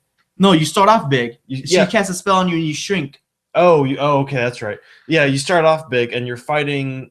You're destroying whatever city, and then she casts that spell on you to shrink you, and then think it's spawns. Probably Athens, Because and then that's where the spawns. Colossus of Rhodes is at. Yeah. And then spawns that Colossus, like brings that Colossus to life. Yeah. And the Colossus like throws you into the city, just like Yeah. grabs you and just. And I love the Penny Arcade joke about when they're talking about that level, and they're like, "Oh my god!" and the Colossus just blew up, and I'm like, "Did I just beat the game?" It's like no, that's the first level. Yeah, exactly. It's like it felt so exciting, and it's like, holy crap! I mean, like I've never. But like if the game ended right there, And well, first of all, I'd kind of be disappointed of how short it is. But I'd definitely end at like me being super excited. that's Yeah. like when that game is like a roller coaster when you start off. You have that very short introduction of it's like a 2-minute introduction of like, Kratos being angry with the gods, whatever, goes to Athens, and then it just throws you down this huge cliff, and it's like, oh, by the way, here's the first level, and you're just like, your hair is blown, back, and like you got burn marks all over you by the end of this first, because it's intense. It is. Like Yeah. you go through It the is city, amazing. you go through the city, you fight the Colossus from the outside, and then you go to his inside. Yes. And you're like, what? And I was like, this is the PS2. yes. And like there was a word of actually I think Xbox 360 was already announced by then, yeah, Yeah. it definitely was. because that was a 2004 game. yeah, I can't remember, but it was no, I think it was 2005. 2005. It was Oh yeah, 2005. because 360 was announced and released the same year. So it was announced 2005 and released in 2005. Yeah, it was the first one out of the 3 that were to come out. Yeah. Yeah. I Um, forgot about that. yeah, God of War 2 I think was a 2005 game because like, you were let me see. No, it was 2007. 2007. So the 360 was already out by then. In fact, I remember I had That makes 360 at that That time. makes it even more impressive. No, I remember this game came out when the PS3 was already out, and a lot of people were complaining like how come Sony isn't supporting the PS3? Look, they're putting their good games on the PS2. You know, I'm everyone glad they had didn't one. put it on the PS3. And this- 'cause, like, Because everyone had a PS2, Yeah, everyone but no had one had a one, yeah. PS3. You know, like $5.99. I'll tell you what. I was working at Walmart at the time, Yeah. and this game, like that level, got me so excited. I wanted to keep playing that game and get fired. I wanted to just keep playing that game, not going to work, just keep playing and get fired because at that time I hated my job and I wanted a reason. Well, it was Walmart. Yes, I wanted a reason to not not go to work there anymore. I was like, I'm just gonna keep playing this until they fire me. And no, I didn't get fired. But like, Yes, such a good game. I don't care what anyone says about God of War. I mean, I think Santa Monica knows how to really kick things off with their games because 1, 2, and 3. But 2 was it was hard to pick, but 2 Yeah, was It the was one. easy for me to pick too. It Yeah. was. I mean, yeah, the other, Well, the other two I had. lo- I mean, the Hydra was really cool. Poseidon's that really fight cool. with Poseidon was Poseidon fight really was- but because like, like the phenomenal. graphics. yeah, yeah, like, it looked great. that was the but thing that like stood out so much. Like you could see everything in such you could detail. see the Yeah. voice acting. It could. It was so good. Well, I mean, even now, But- God of War 3 is one of the best looking But- last gen games. Yeah. So. But like what I'm saying is that Colossus of Rhodes really topped the cake. Yeah. Yep. It was awesome to not only fight him, but then you go inside him and then like you're blowing everything up and you're like, Just like the scale was insane. Anyway, I think we all kind of had God of War Yeah, on our yeah. list. yeah, I knew there's gonna be some overlap, but man, that was my next choice. so mad. Yeah. I just had to put Castlevania first because that was one of the reasons why I even wanted this discussion to begin Right. with. So it's like, Yeah. of course, I'm gonna put that first. Okay, Kevin. Yep. So for me, my first pick is probably Dragon Age Origins. The reason I thought that this was such a good introduction, or has such a good introduction, was because it was different based on which character race you picked. So like you started off in a different area, a completely different story on how you got to the main story. So like everyone could play the same, well, had different experiences, and you could play the same game multiple times and have different experiences. So I love that, you know, a lot of games focus on multiple endings, but not very many games focus on multiple beginnings. I got that we- recently. You should play it. It was free on Origin. And I was like, you know what? Oh yeah, that's right. It was free on Origin. It's like, why not? It's one of the greatest RPGs ever. I like it a lot. I think once I catch up on this year's games, I'll get to that. Yeah, I'm hoping that they don't mess up with Dragon Age Inquisition, because they messed up big time with Dragon Age 2.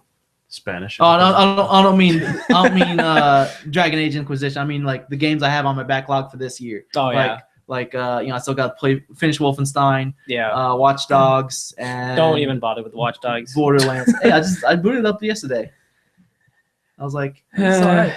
Bro, you need to just wait for GTA 5. Speaking of games with not great beginnings. Yeah, it was. It was Yeah. all right. What's yours?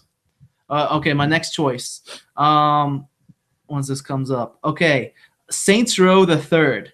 Oh man, I totally forgot about that. The Oh yeah, the bank robbery, and not only that bank robbery part was really awesome because like you're just going in, you're just mowing down people, you're having fun, and then you attach the vault to a helicopter, and the helicopter rips off the vault, and you're standing on top of the vault as the helicopter moves you around. You're shooting down other helicopters with a machine gun, and then but not only that, but then the next stage. You're in a an airplane, and then like you're fighting through the airplane. Then you break through the Oh, yeah. cockpit, and you're flying, and then you break back into the airplane and grab Oh my gosh, yeah. Shandy, and it was like That was ridiculous. That really was ridiculous. Yeah. it was over Yeah, the that top. whole- that it was whole intro really sequence, fun, yeah. and it was just it set the tone for the game, and Ridiculous. it really Yeah, I thought exactly. that was a really good intro. I will say that Saints Row the Third was actually the first Saints Row game that I played, and I think that was a good introduction to the series for me. First one I played was 2, and Me too. I didn't like it. I like 2. I think it was a Okay. lot better. Okay, so my turn. I feel like other people have this as well, but Bob-omb Battlefield I don't have that one on my list. from Nintendo or Super Mario 64. Okay. I thought it was a really good. I guess no one else has it. I thought it was a really good level because it introduces you. I mean, technically, the castle introduces you to the whole 3D paradigm, like Mhm. platforming and all that. But that first level really throws you into the rest of the game mechanics. You know, you get the concept of taking damage and then getting coins to regain health. You get the concept of Secret passages. yeah, like secret passages and even like grabbing a boss to because you toss the bomb dude at the fall damage. yeah, and fall damage and like so it's really cool and also the physics aspects of things. There's like that teeter totter and you know these little like those turning platforms from the 2D Mario's being translated to the 3D ones that Yeah. they still turn and you know so you get all that and it's really cool.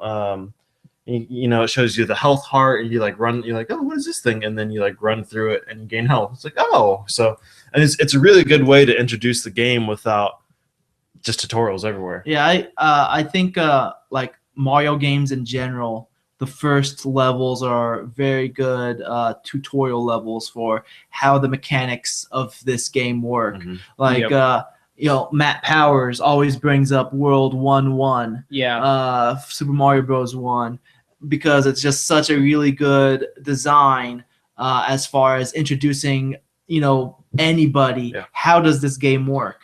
You learn from going right because you can't go left, and Mhm. also you know you're like, oh, this thing hurts me because you touch it and you die, and like, Yeah. oh, well, let's try pushing buttons and you jump. So yeah, it's And those really things like those older games, they never gave you a tutorial for the beginning. It was Yeah. all like learning it on your own, like you know, Mega Man, Mario, Or read the Metroid. manual. Yeah, like all that stuff. Yeah, even reading the manual, like there was a lot of sense of like exploring things on your own rather Yeah. than just being told exactly what to do. Mm-hmm. So having that kind of made, I guess, more sense of accomplishment because you were figuring things out on your own. All right, Firefall. No, Sure. yeah, I know. I just so I no, got a Titanfall shirt. Titanfall's better than Firefall. I mean, it's been so long since I played Firefall. I want to go back to it. No, you don't. I kind of do actually, because last time I played it, I it heard was really in bad things beta. about it. Really? Like every review I watched, they're basically saying that it's a really bland game. But anyway, so what's your list? Next one on my list is Portal, because that was a huge, I guess, turning point in puzzle games. At least for me, it was. And you know, like when you're sitting there in that glass cage, and GLaDOS starts talking to you, and you're just like, what's going on? What's happening? And all of a sudden, you know, portals open up, and you're just now getting introduced to the physics of how everything works. And in the very beginning, your mind just starts bending. You're just like, wait a minute. Yeah. You start putting these things together, and it just clicks once you get like your portal gun. You're just like, okay, all these things now are Well, like the Thinking of first time you walk through a portal, they positioned it. just the- perfectly. So you Yeah. can see yourself Yeah. going through. Yeah. Yeah, so like they did a fantastic job with, you know, that presentation of like, you know, just introduction to the portals and how just, you know, how the physics work in that game. And I thought it was a fantastic opening to a game, Mhm. especially, you know, Portal is such a popular series, and you know, Portal 2 is also just I don't quite remember the beginning of that. Was Portal 2 also had a really good intro. Like it was when you wake up in Yeah, you that wake Oh up bedroom, yeah, And and then- then you see all the different ones. and that, then like, stack. Wheatley is talking to you, and then he tells you, say Apple. And then on the bottom it Yeah. says click space bar to jump. And then he's like, okay. Yeah. Like they put a lot of humor Yeah. into that, and I thought that was pretty clever. Yep. The next one on my list, I know you don't have it on your list. There's a possibility you might like it, but you probably don't because you don't like this game. Mass Effect 2. I thought the intro, What was the intro for that? the intro for Mass Effect 2, you're on the original Normandy, Oh yeah. and then the Normandy blows up. I didn't see. I don't. I mean, I thought that was an excellent intro, like especially like after it blows up and like it gets silent and then you hear the piano and I'm like, whoa. like it's just so cool. I don't know, like it doesn't do much gameplay wise, like introduce the mechanics or anything, but like It doesn't do much. I thought it was a really good setup as to why you can make design yourself. redesign Shepard to look however, because like with God of War, as much as God of War has great intros, they always have a bad reason as to why Kratos gets nerfed. Hey. It's like, oh, I have all these powers. It's all coming out of him now. well, at the start of 2, he had that but like that gear on, and it was like the and then bunch of gear that in gave him 3 he powers. goes to Hades and it's just goes out of him. Because he dies. It's like, well, like They are gods. To it's be fair, they can do whatever they want. but it's like, come Yeah. on And now, he- you keep doing would the you- same thing over if again. you were the gods, But like, and there was someone who was able to kill gods and wanted to kill all the gods, well, would like you not use your powers to what I'm protect saying, yourself? what I'm saying is, it comes off as a little campy. But like with Mass Effect, I thought they did a pretty tasteful way to give a reason as to why Shepard is being renewed as this whatever character you want Shepard to I be don't see now. how any of his body was preserved. It wasn't. He was completely rebuilt robotically. Like it's like all No, those they- Deus they- Ex well, level. I mean, they show all the stuff that they were using, but like It was I mean- a partial corpse. all they had. they had like his left pinky toe or something. No, it It's was. We could use this DNA to reconstruct a new Commander Shepard. I knew you guys were probably not like And this, those- but well, I personally thought it and then was still treat him like a garbage. really cool intro. I'm the Lucid Man, and I treat. I Commander know Shepard I like know garbage. you think Mass Effect 2 is the weakest, I think it's the weakest of the but weakest I link. Yeah. think that You was must a now really leave the island. I think it was a cool intro. So, anyways, Ali. Anyways, the great Ollie. The great I don't Ollie. know, because he wasn't really hating that much. Yeah, he was. Um, Both you two. You guys. I know you guys do not have this. New Jersey? Yeah, I do. No, you don't. The Tony Hawk level. Do you really have that? I was like, wait a minute. Saba has a Tony Hawk game. Like, New Jersey from Tony Hawk Underground, because it really sets the setting of like you being this scrubby skateboarder with this ridiculous character of a friend, and you just like skate around, New Jersey. The biggest douchebag. Yeah, in and video games. I mean, it really sets the tone, and there's like so much you can do, and like it's like, oh, by the way, you can grab onto cars. Go ahead, grab on this car and hit a ramp, So I don't know. I really liked it. It really set the mood for the game, and it showed all the new gameplay mechanics, like getting off your skateboard and climbing things and all sorts of stuff. So I liked it. so I don't think you'll actually be surprised by my next one, Bioshock, because if you remember the introduction. Not necessarily yeah, I just do. the I plane, remember, yeah. you're crashing and you're not quite sure what's happening, but the part once you get into the lighthouse and you go down and the screen comes up and Andrew Ryan just starts giving his little speech about his visions and all he wants to do, and then the screen rolls up right as he says, what does he say? You know it word by word, so I don't remember it word for word. What is a man? Yeah, A miserable pile of secrets. but there's one part, whatever, right when he's about to say rapture, the screen rolls up and you see the city under the water, and that whole sense of awe and wonder just kind of fills you up. Look at these graphics. And I just like, whoa. Man, I wow, the totally get it. shades. I mean, it's not in my top intro levels, but Yeah, I totally get it. understand. I totally do. When you see that first Big Daddy and he drills Yeah, the he's like- guy's he's like- head Yeah, against the glass that's right you're next just to you. like, whoa. I was not Yeah. expecting any of that. I want to So- go home. It's like that shock factor, I or totally in get this it. case, the awe Yeah, I do factor, or too. you just, I don't know. It's kind of like when you look over, I don't know, just you see something amazing, big in the distance, and you get that sense of wonder and awe. Unlike you guys, I'm not a hater. I totally get it. So the next one on the list, I already know. I didn't even bring it up. It's Metal Gear Solid. Dang it! Ha! I beat you to it. Dang it! Metal Gear Solid. Excellent, Man. excellent intro. Yeah, it really is. Just you come in via submarine, personal submarine, and then like right off I the at least know this part. right off the bat, it's like, okay, you gotta figure out how to crawl so that you can get past this beginning part. You like And then- push up against the thing, and you're like, why am I standing against Yeah. this? So It's that It's like, oh, I'm gonna push this button right here, which is every game used X then, so you push X and you kind of crouch, and then you're like, what do I do? And then you push a direction, like, oh, I'm crawling. yeah, and then you have this room that had like only two. Yep, guys, two guys, but like a and- bunch of boxes and So like it was water. There was a water puddle. Yes, and it was enough to basically teach you the Sneaking mechanic. the sneaking mechanics and how the game even works, because you don't have a gun yet. And it teaches. You can't kill the guys. I don't think you can. No, you can choke them out. Yeah, you can choke them. But- Yeah, and you can also throw them into the water. Yeah. But I it mean- also teaches, like, if you are caught, it teaches you how to hide too. Yeah. Because like you're, let's say you walk in the puddle and then you leave the wet footprints, and it's like, whose footprints are these? And you're like, huh? What was that noise? And oh yeah, and they could hear it, and you learn all these different mechanics, and then they catch you. And you're like, oh no, what do I do? I'm gonna run back to the beginning of the level, and you run past like that little, there's like that little open fenced area or whatever, and you dive into the water. And Yeah, and it was always really cool. Just go.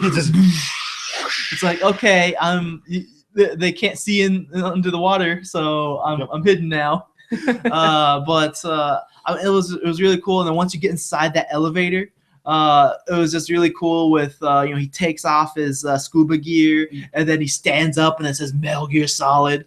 There's a lot of like not only like environment or like kind of setting the stage, but the beginning codec sequences really develop the characters, because you're like talking to Campbell and Naomi, and Naomi's like or like Snake is like, I'm gonna have a good cigarette or something like that. Naomi's like, but how'd you sneak him on there? He's like, I snuck it up my booty. No, he said he said he snuck him in his stomach because he had to take the stuff to reduce the acid, because they were, I don't know, like doing long transportation or something. I don't know what I forgot, but he like basically swallowed the pack of cigarettes, and it's just like, huh. You'll go that far. So, and love that smooth flavor. Marlboro's the best, but Tastes like vomit.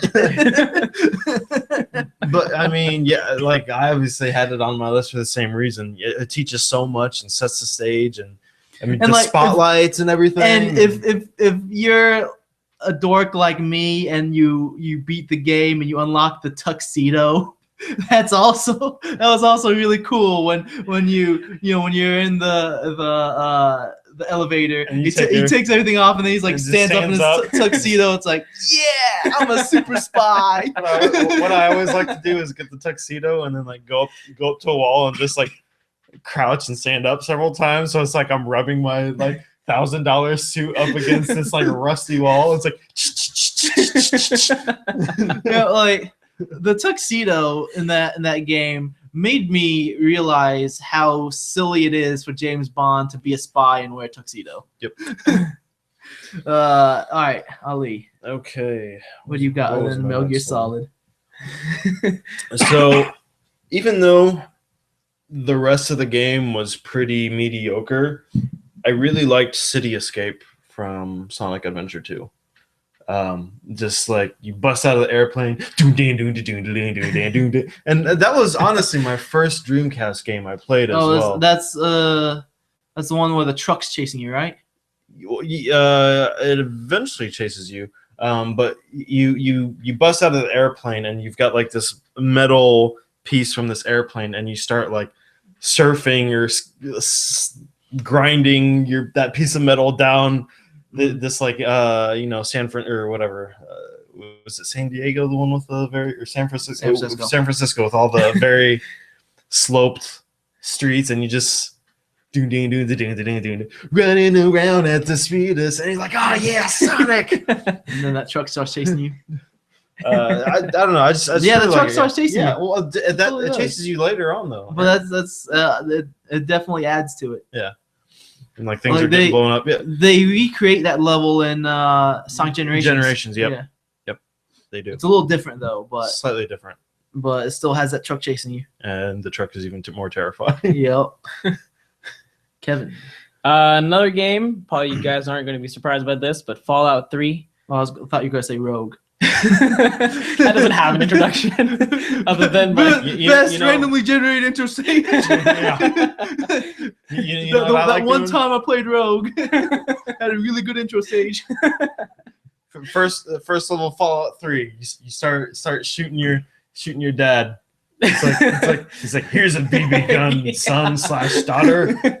He's like, shoot at this target. Psh, what are you doing to me? Psh. It wasn't so much the whole tutorial section. It was after that when you're leaving the vault, because everyone's kind of upset with you because you're not sure what's going on. But then as soon as you walk out of the vault and you see the land for the first time, and again, it's kind of the same effect as what like BioShock had. But like you see Oblivion the land. had that effect Oblivion did it much sooner. But like I don't know, because the thing is like Fallout 3, it's like 20 minutes basically the intro of you being a baby and choosing your stats, and then it took me an hour. Something ridiculously long, and then you get to the outside area and you see the scope of things. At least with Oblivion, I mean, you like, okay, I'm in the jail cell. Either move the mic or move you. I'm in the, you start off in the jail cell and then you fight your way out, and that's even a shorter time frame than Fallout 3 is to prepare you to even go outside. And when you like, even for Oblivion, it was kind of like this was like, you've never seen an open world game like this before. Yeah. So. Well, one thing I think that I had, Oblivion was definitely a great introduction too, but I didn't think it was nearly as awe-inspiring as the other games were, or like Fallout 3. But it had Patrick Stewart for like a few minutes. Yeah. For a few lines. Yeah. But because the thing is, like, you start off, you. like, they don't even show, like, the problem was that, like, once you get outside of the sewers, you're on, like, this low area. You can kind of see the water, and you can see, like, this one ruin, but you don't get a sense of the scale of the entire, like, land. But, I don't know, but the thing is, like, not quite as much for me, at least, as like Fallout, because as soon as you go out, you're on this hill, and you see everything, and like the time of day, the sun is right there. Everything the sun touches will be yours. Like, what about it? Just shadow area? It just didn't have as much effect on me because in my opinion, like. Doesn't have as much Mass Effect. It doesn't have much of anything, to be honest. Most of the land, it's post-apocalyptic. Yeah. So there's like garbage everywhere, and then like these destroyed. Stop being a hater. He liked it. Okay, yeah. I thought there was something. I guess you just kind of have to. Have it does that use the kind same, of like post-apocalyptic feel, because like even if you think about like abandoned places, they sometimes have that. It's not pristine, but it has I guess I could understand when you're playing the game for the destroyed. first time, you don't know it's all empty. Yeah. So leave Kevin alone. He liked it. I thought it was a cool intro too. So there.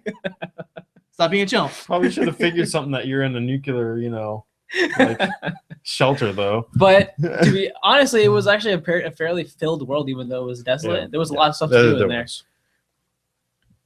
Stop.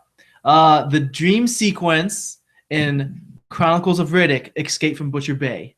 This game starts off with Riddick is dreaming. You don't know yet. You don't know yet.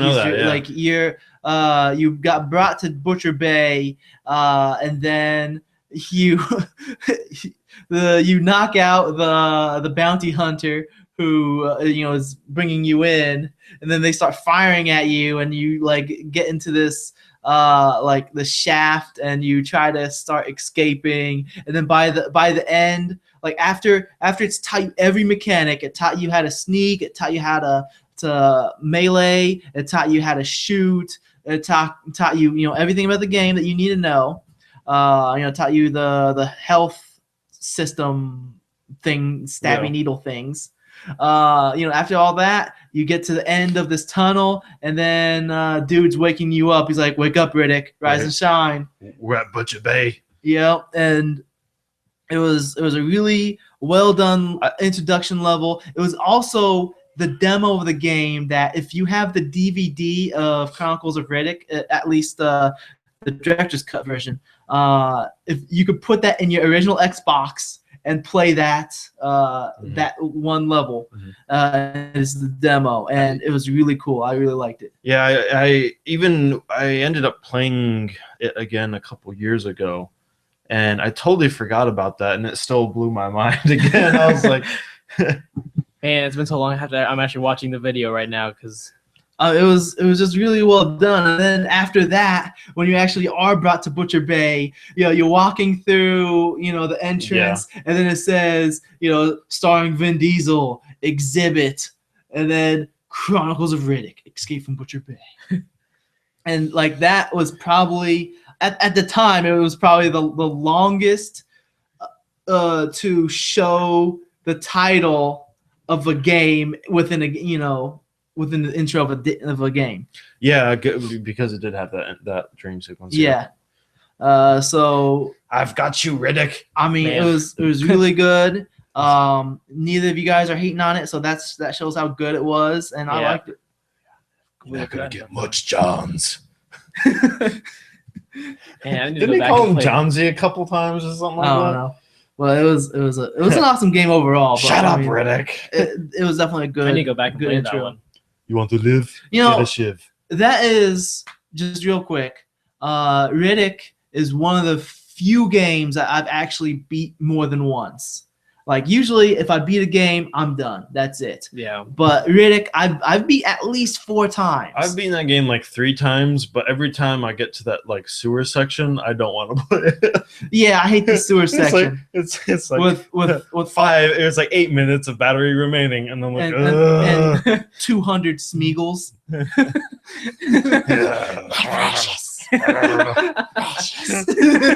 So get away.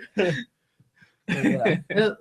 And then like if you took too long, the little flashlight would just turn off, and you're like, game over. Great game. Great Yep. game. Okay. A Crazy Party, the first level of Devil May Cry 3. That's what it was called, the Crazy Party. I haven't played. You don't any of the remember it? Devil May Cry games. He's sitting in the office, Yeah. and he's got his pizza, and Well, I remember that part, but like the level itself.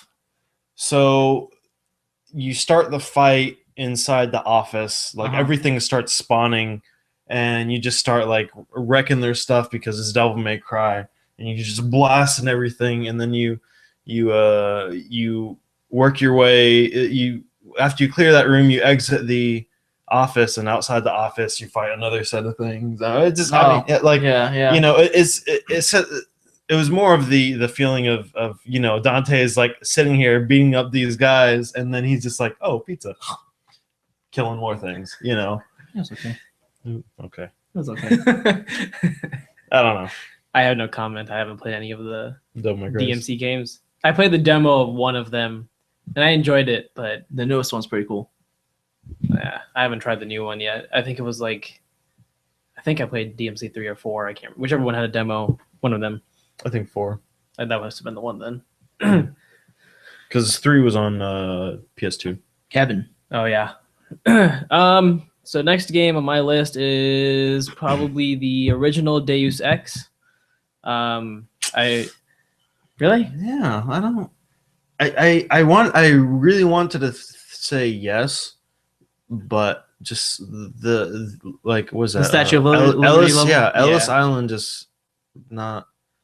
I didn't like it. I thought it was interesting because, well, I not necessarily just that one. I thought it was cool that you're at the Statue of Liberty. That's Yeah, it was. Yeah, I mean, that's pretty much it. That's but all I like remember. honestly, I remember that level being a pain in the butt Well, Like it's like oh, choose your starting weapon. It's like yeah. how do you want to start things?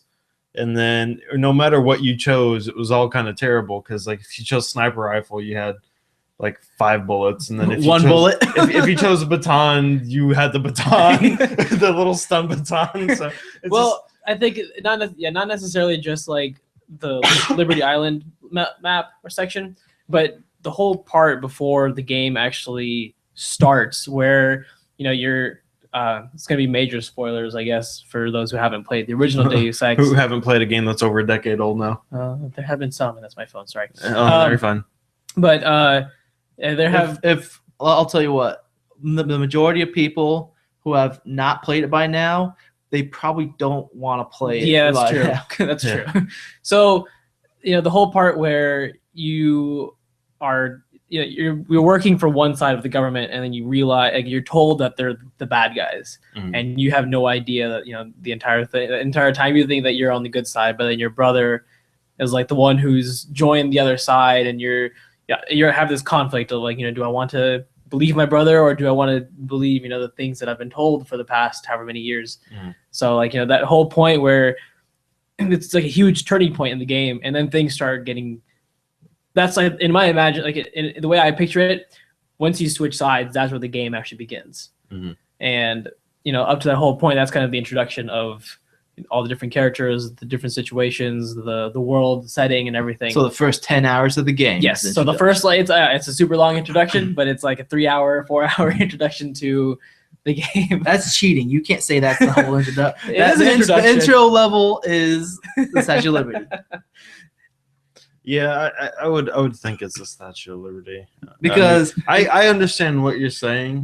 like if you're going that far, like I could be like, well, Metal Gear Solid, the intro level is the first disc. The whole first game in The the, whole, trilogy. the whole first disc is the Mass intro Effect level. 1 entirely is an introduction. Yeah, I mean, like, Rogue. It's always an introduction. kind of. You start off with nothing, like every. What were you gonna say? I was gonna say I could expand that to Stalker as well. Not you could expand that like past the whole first area and be like, well, the mission doesn't really start until you get into the bar at the second area. So All right, so my next game on the list. I'm pretty sure one of these next 2 games you're gonna mention. So whichever one I say right now, you're probably gonna say the other one. So I'll start with saying Uncharted 2. I actually didn't have that on my You don't list, have it on your list? All right. Hmm. So Uncharted 2, I think it had a really What good was introduction. very- He's in the train that's hanging on the cliff. Yeah. Like it first yeah. it starts off with him, like you see him sitting down and he has blood, he checks his hand, he has blood, but then like the camera turns and Yeah, he's the whole and the then whole he's train like, is hanging off the cliff. and he's just like, oh crap. No. Yeah, I mean, he actually says, oh crap. He's just like, oh crap.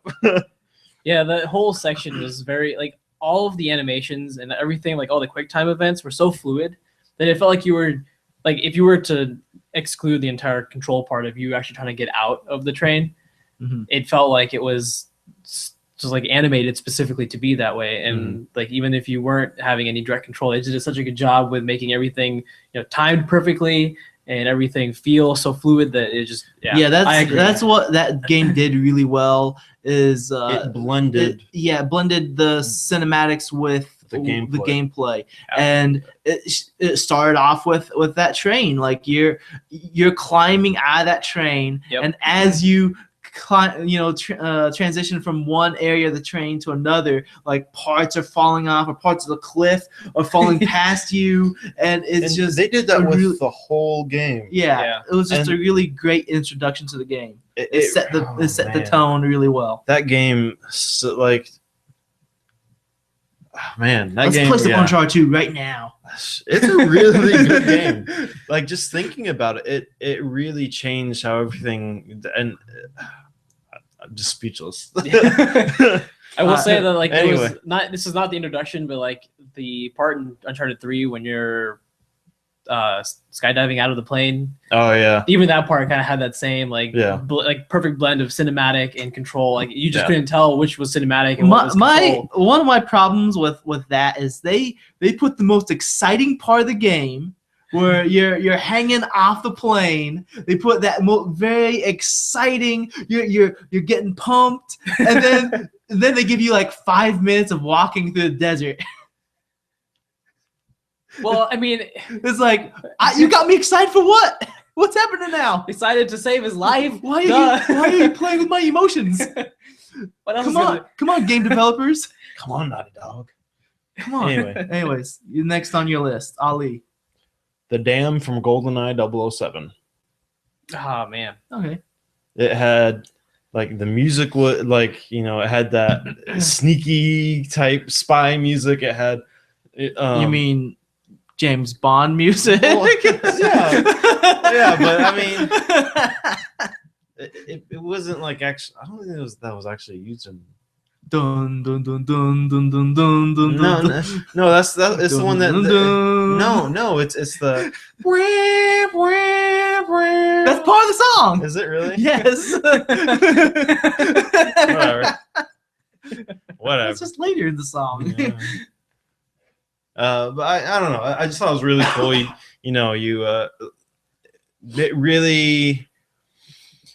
You really get to experience that whole first person shooter differently from anything else you've done before.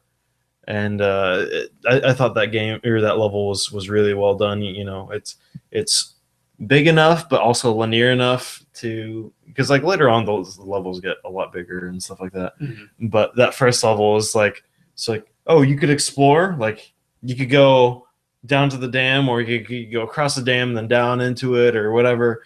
So it gave you that openness while controlling its path as well. So I mean, I really liked it, and you know, you learn about the alarms and I don't know, I liked it. It was okay. I kind of took it off my list because you mentioned it, but it's not the same one, but I think Nightfire also had a pretty good introduction when you're going through like the snow level. Yeah. I thought that was pretty cool. That was. And then I think you were going into like a party or something. So like you go from like super spy level, like shooting and killing everyone, and then you just like come out of your suit or go into your suit and you're just like in the party, like doing James Bond things. I thought that was a pretty cool introduction too. Yep. All right. So the next on my list, I don't know if you had this on your list or not, Ali, but The Last of Us. Should I leave temporarily? No, I'm not gonna mention anything. Like, it just did a really good job. Well, I mean, it's introductions. Like it shouldn't matter. Putting you into this world and setting up the events. Yeah, I think the setting building is fantastic, but I don't think... and like setting up why Joel is like how he is the rest of the game.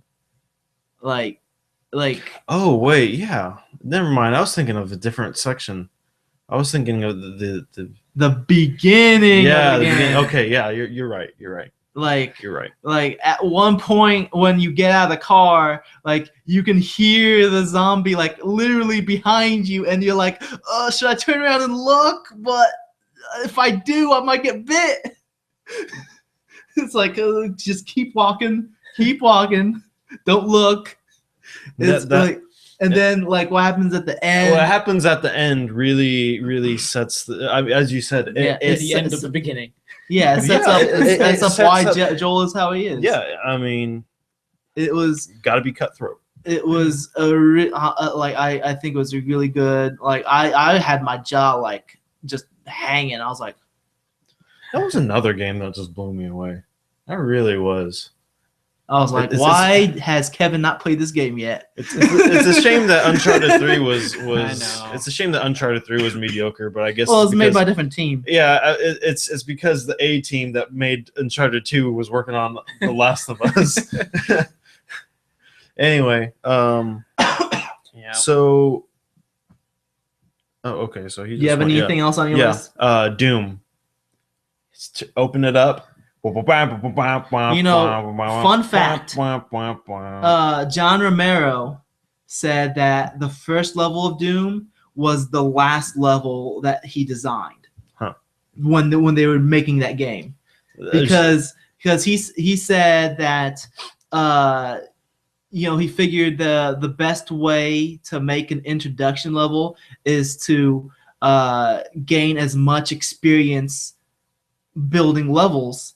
And by the time he basically worked backwards. He made the last level first and the first level last. And by the time he was done making all the levels of the game, he was like, I know how to make a level now. I'm really good at making levels now, and this is the first level. It is a really well designed level to introduce you to the concepts, but also like that music. It like is forever ingrained into my head. The dun dun dun dun dun dun dun dun dun dun dun.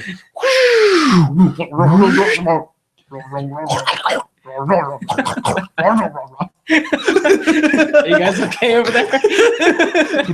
Join in, Kevin. Yeah, I need more. We need another person to do sound effects. One.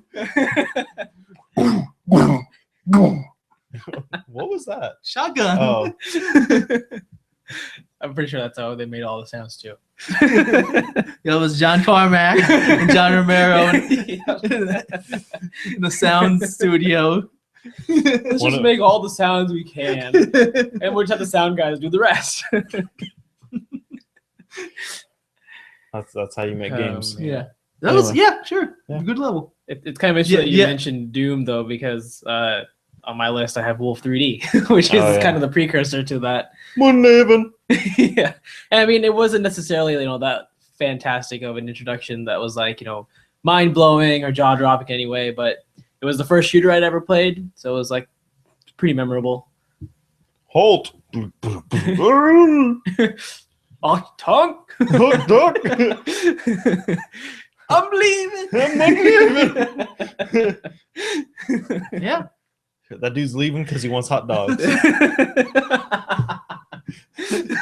leaving. Hot dog. You guys got anything else? Nope, that was the last one on my list. Do you have anything? I mean, like that's pretty much it. I just, like as an honorable mention, I had Portal 2, which we already talked about. So that's my entire list that I can think of. I'm gonna say Star Fox 64. That was the last one on my list. Fox, help me! Yeah, their mouth moves. I just thought, I mean, it's really cool because, like, it just, well, of course, it introduces you to all the concepts, but at the end of the level, there's also the all range mode, which it introduces. I mean, you end up using later on, not necessarily in every level, and you'll have to use it later on. Also, that level splits up into two. Yes, it does. Into the, if you know the secret, which is fly under all the arcs. Yep, in the water section. Yep. It's like, I found a secret, Fox. Follow me. That's a pretty impressive flying back there. That made me gain the ability to find this secret behind this waterfall. Yep. But yeah, that was my last one. Awesome. Cool. I mean, Good. Yep. Yeah. Sweet. That was a fun topic. Listeners, if you have a favorite intro level that we haven't mentioned, write in to podcast@canteens.com. If you don't think it's Mass Effect 2, write in. Yeah, if you think any of ours were dumb, write in and tell us If why. you thought any of Ali's were bad, write in to podcast@canteens.com. I enjoyed that topic. Yeah, Yeah, it was good. Other than you guys hating on some of my choices. I didn't hate on you. Ali did. I hated it a lot. Player hater. Hate. So anyways, let's do some news. Let me get this window up. Screen share in a minute. See, what you need is some music that introduces each section. Like for the game news, you need like a news section, like a news sound or whatever for each section. Jeff Gerstmann used to use the Wii. No, he hit the thing from no, that the was Wii. that was when he talked about the new releases that's right. for WiiWare, which was a terrible segment. Which was a terrible segment. Though it was hilarious when he was talking about that game with the furries. That was and the fur balls, and like that was I don't know His, what his happened. to me. reaction to everything's pretty So, anyways, we got some hints on or teases on the new Telltale Game of Thrones game, which will be coming out this year. So that means within the next month, Next couple months, yep. next couple months. I don't think it would come out late December. That don't make sense. So I Yeah, think I'll be leaving for vacation. yeah. So you know, sometime within the next month or so. Hopefully, they'll come out with, should be more coming Wolf out. Among Us. And we learned that this game will be it will have 5 playable characters that will go through each of their stories, and all these characters are going to be part of the same family. Yeah, like I think that's going to be interesting that it has 5 different characters, because so far we've only been playing one character in Predators. yeah. Yeah. yeah, it's like with the games that have come out since the Walking Dead game. Even, well, but- what was the I know one Back to game. the Future? Did they do multiple characters? Or were you I just don't playing think as so. Marty? the whole Jurassic Park, they had multiple characters, time? Oh, okay. but from what I hear, that game was terrible. Yeah. But That's what I heard too. like with with Walking Dead, it was all one character. With Wolf Among Us, it was all one character. This is going to be 5 different characters, so that's going to be very interesting. Although I feel like that fits the Game of Thrones TV show. It does, and the books. Yeah. So essentially. all of them end up dying. Yeah, I wouldn't likely. be surprised. Likely. Do we know the time frame for Game of Thrones for this series? Like when it's going to be? Is it going to be during the books? Is it going to be, or / show, or is it going to be something before? It's when they're waiting for winter. Oh, so that's that's a pretty broad range. That's the joke. That's the joke.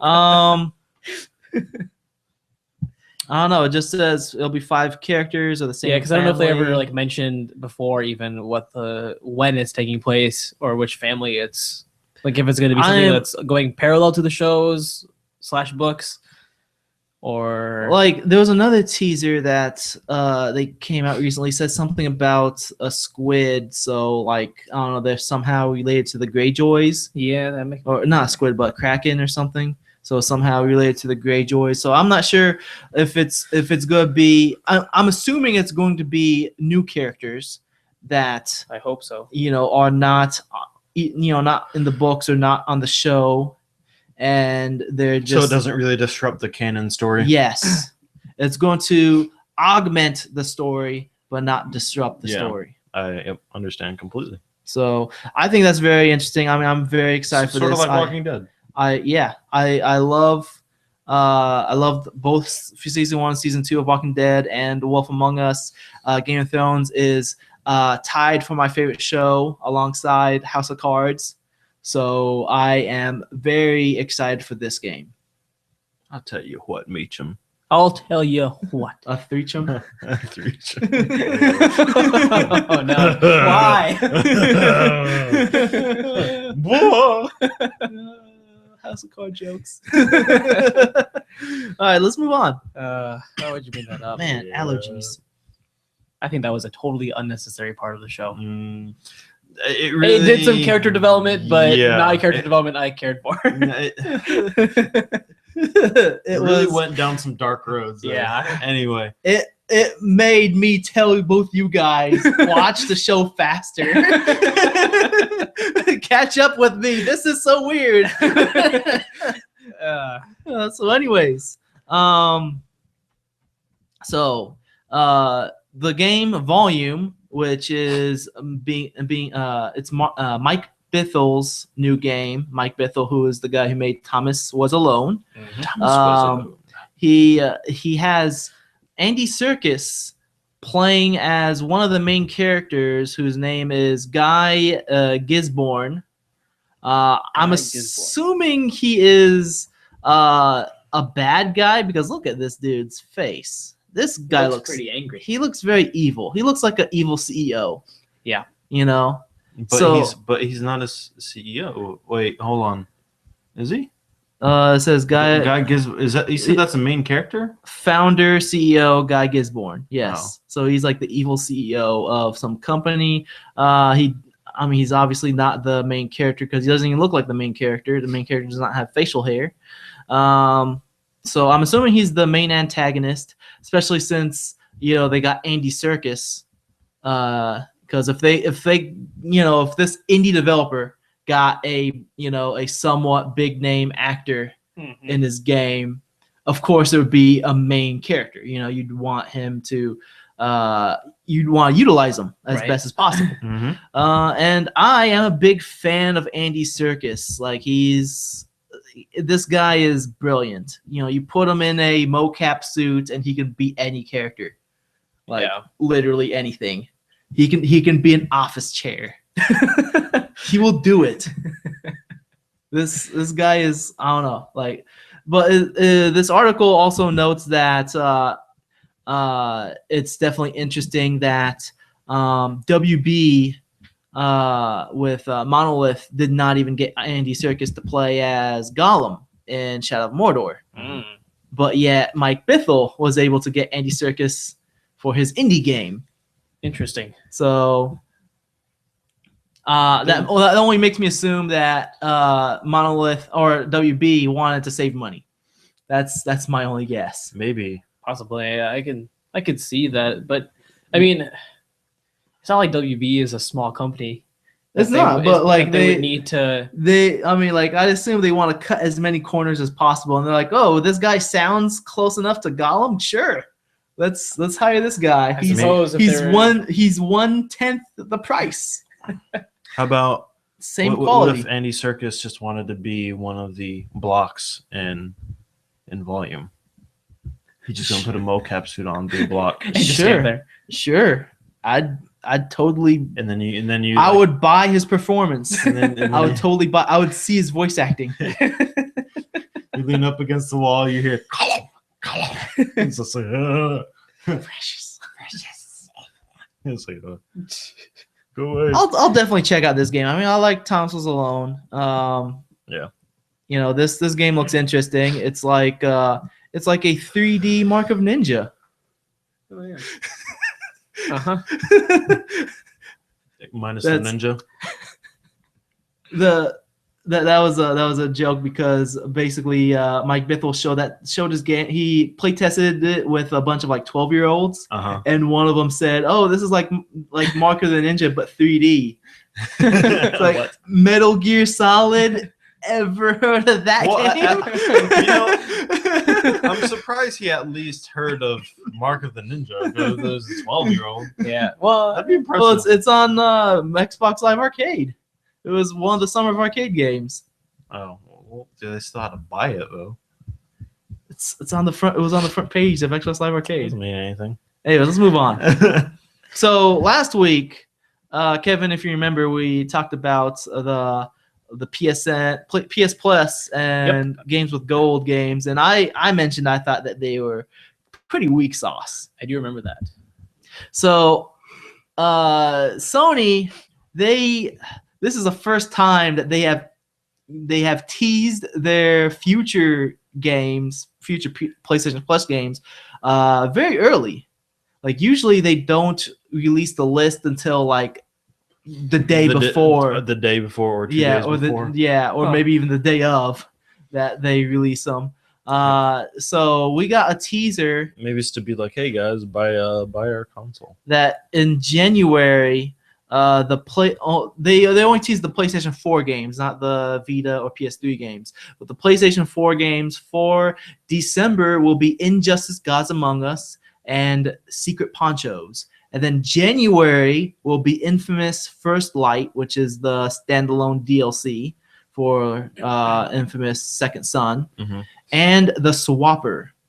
So I think this is a response to all the negative feedback of November's. This month. this month being very weak sauce, and the fact that they haven't released a single AAA game for PS4 yet on PlayStation Plus. Yeah. I think Injustice is definitely a really good first AAA game. I'm sure they'd want to hold off AAA games until a lot of people buy it on the holidays. They don't want to have a bunch of Well, like, I'm surprised they haven't used Knack yet, because like yeah. no one's who's gonna going to buy Knack at this point. Yeah, there was not like something that they were really advertising back when Vita and PS4 were like. Oh, I guess before PS4 came out, I was like, this was the big thing. We can render so many particles. And This is what it looks like when you design a character out of golden Toblerones. Well, like these 4 games, I don't know anything about Secret Ponchos. Never heard of It's a new game. It's gonna be released next month. You know, it's gonna be free and released at the same time. But like Injustice, excellent game. You know, if you haven't played it yet and you own a PS4, you're gonna have fun with this. Infamous First Light. I mean, I'd be excited. What about you, Ali?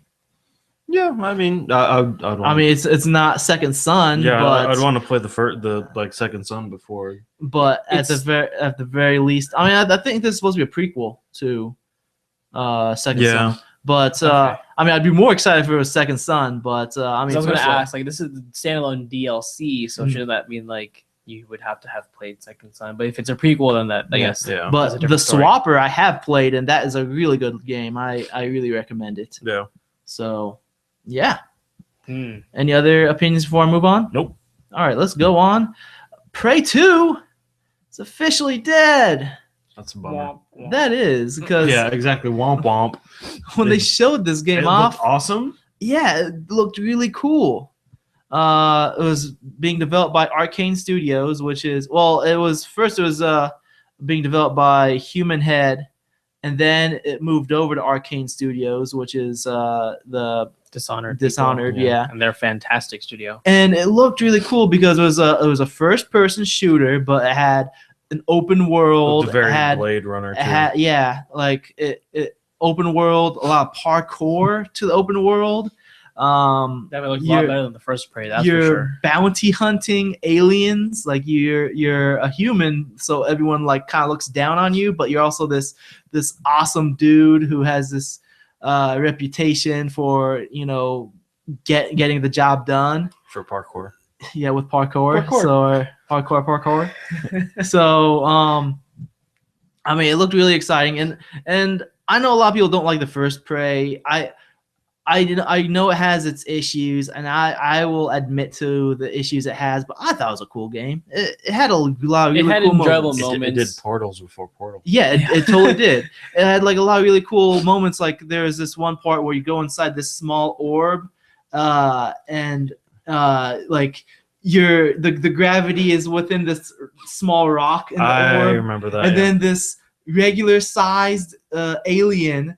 You're tiny, and this regular sized alien comes up and looks at you, and like you basically see this giant head of this alien looking over you, and it was just like it just has a lot of these really cool moments Yeah. with the portals and like distorting things, and I thought the twist with the girlfriend being messed up at the end was pretty neat.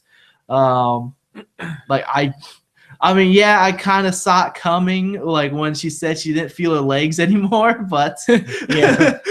but I mean, it was still Maybe like you should go to the doctor.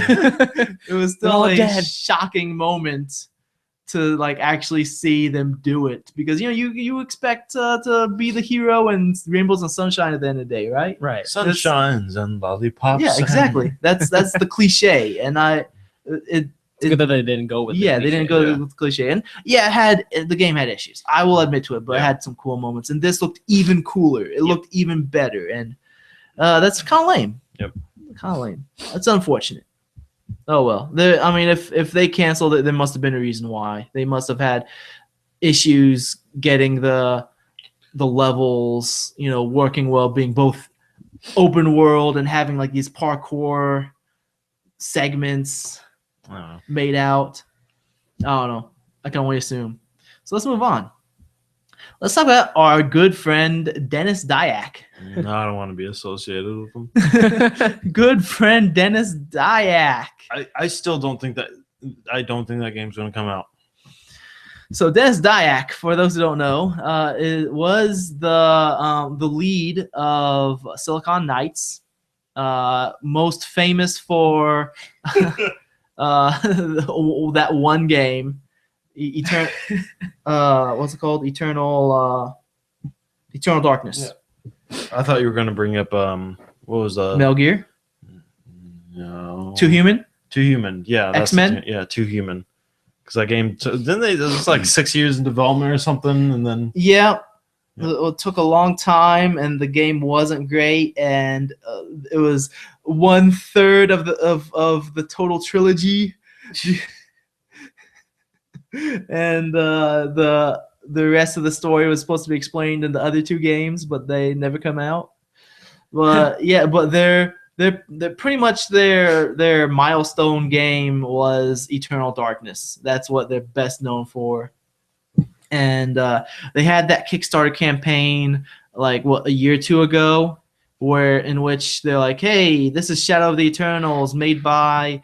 I thought it was they do Kickstarter then Indiegogo as well. Something like that. Because I remember the Kickstarter flopped. And I then they remember were there was something really shady because like they were saying, "Hey, this is going to be a spiritual successor to Eternal Darkness, but it's not Dennis Dyack, wink, wink." It was something really shady. Like they were basically saying that it was, but it wasn't, but it was the same team. It's the same team, but not the same people. Yeah, like they were. It was really shady, and that's why they didn't get the Kickstarter and the Indiegogo were not successful. And now they opened up Dennis Dyack opened up a new studio. What's the probably studio one called? without a pedophile. Because one of the dudes that was working with him was like arrested, and he went to jail and convicted of having child pornography all over his computer. Did not know about that. Yeah, no, I didn't either. Yep. So what is this studio called? Okay, Quantum Entanglement Entertainment. I'm so sorry. So it's supposed to be a multimedia studio. So they're not just working on games, but like multimedia. Quantum Entangle Entertainment. So it's like Metal Gear Solid with movies, right? It's just the movies, right? Like they pretty much the way how like he was describing it was they do have an element of like movies and stuff like that. Eternal Darkness, buy our book. Videos, stuff like that. So that I'm assuming it's because so that they can make money outside of games to help fund their projects for games. I don't see that working well. Yeah, if they're going to spend money on production of other things. And I mean, how long has this game been in development hell? I don't know. A long time. Couple years, at least 1 year, maybe 2. But I do know that everything Dennis Dyack is like in charge of ends up crashing like the Hindenburg.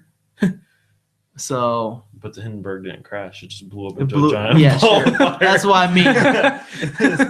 It came crashing down. Even the embers came floating down. Like him and Tim Schafer should team up and make a super studio. Super studio called Everything Fail. Some people, Called Broken Developers. like I Broken mean, I don't games. know Dennis Dyack personally, so I might be 100% wrong. He might be the best game developer in the world for all I know. But like from the things I've heard, it sounds like he's helped. it sounds like he's a very very poor manager. And you know, like Kevin, you and I talked about this with Tim Schafer. Like Yep. you know, some people should not be management. Yeah, they should Like be they hiring a dedicated project manager. Yeah. If it's so especially if this happens so often that can they just not see that their problems? Yeah. It should be obvious enough that they should not have the same people managing the project Or their I studio, for that just matter. find it hard to even work under such a person when they have such a bad reputation. Yep.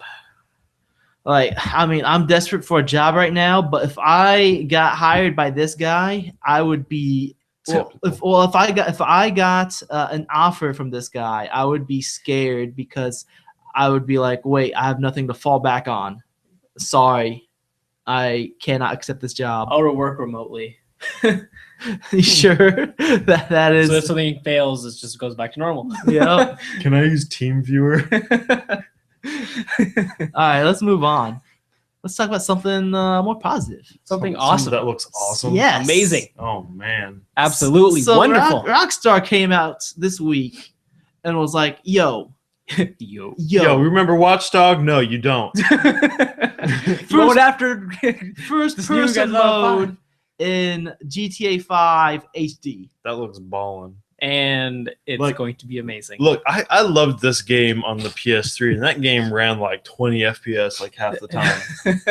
And it did make me sick. Granted, like it made me feel sick sometimes, but just seeing not only the asset enhancements, like seeing Yeah. them go above and beyond to get everything looking so much better, but adding this first person mode, and like if you read it, they talk about these different customizations. Like you could have, if you want to be on foot in third person, you can. If you want to have Yeah. guns in third person or first person, they you can. Or pretty much yeah. explain it like if you like. Well, basically, you take cover in this game, like there's cover fire, yeah, and if you want it to be like like Rainbow Six or Deus Ex Human Revolution, where it goes into third person, yeah, where it goes in third person, you can do that. Or if you want to be completely immersed, if you want to be completely first person, you can do that too. Or if you want to do it the default way, completely third person, you got that option. you could change it for the driving. You Yeah. could change it for.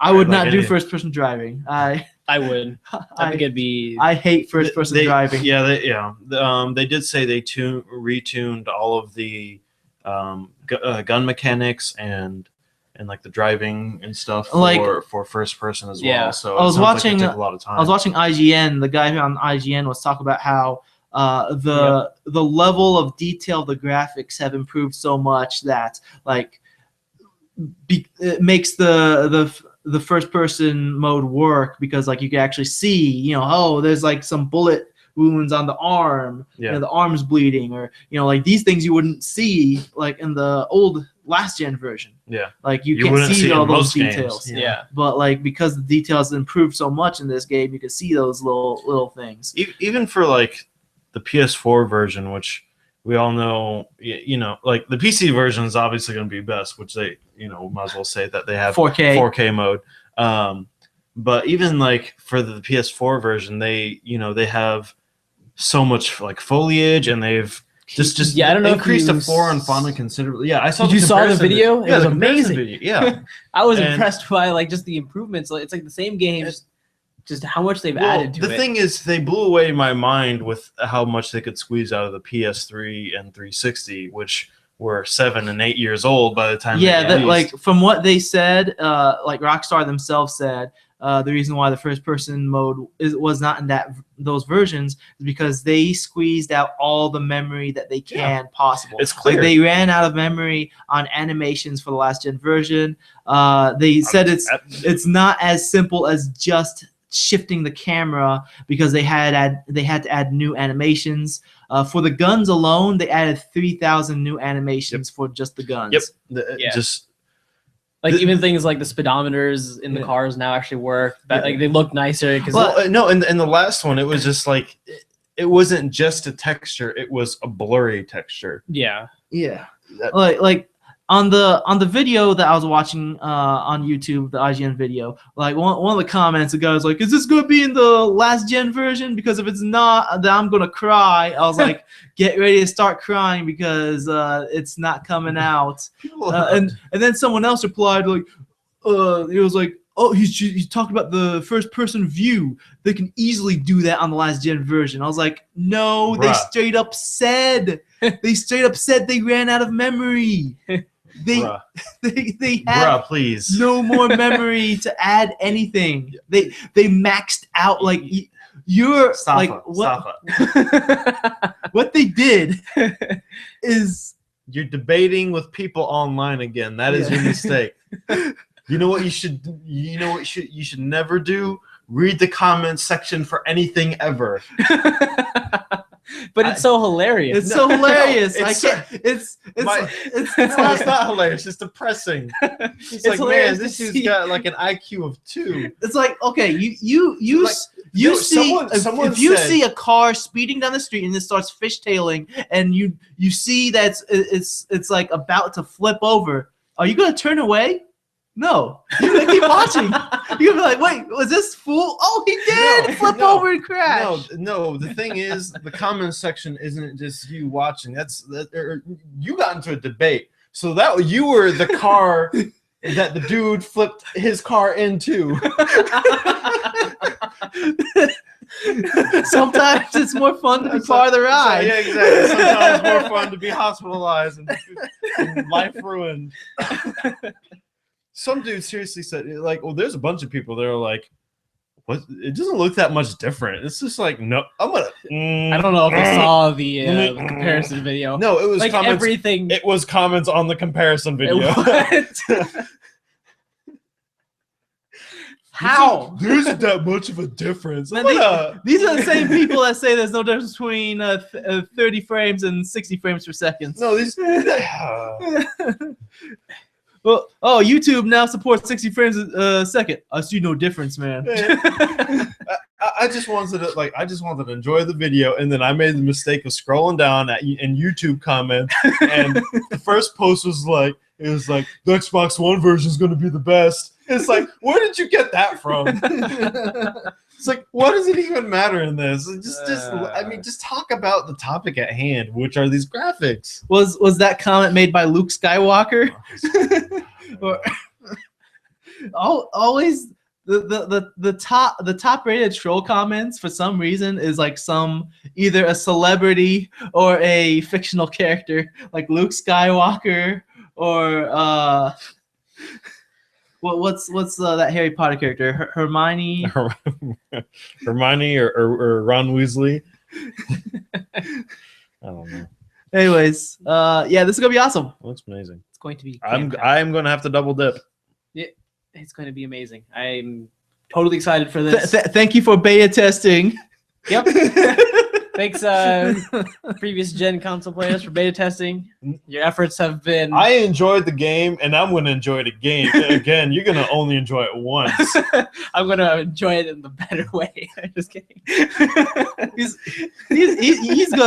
going to purchase He's one of those YouTube commenters. He's gonna purchase a 4K display just for this game. This is clearly not the PS4 version. This is the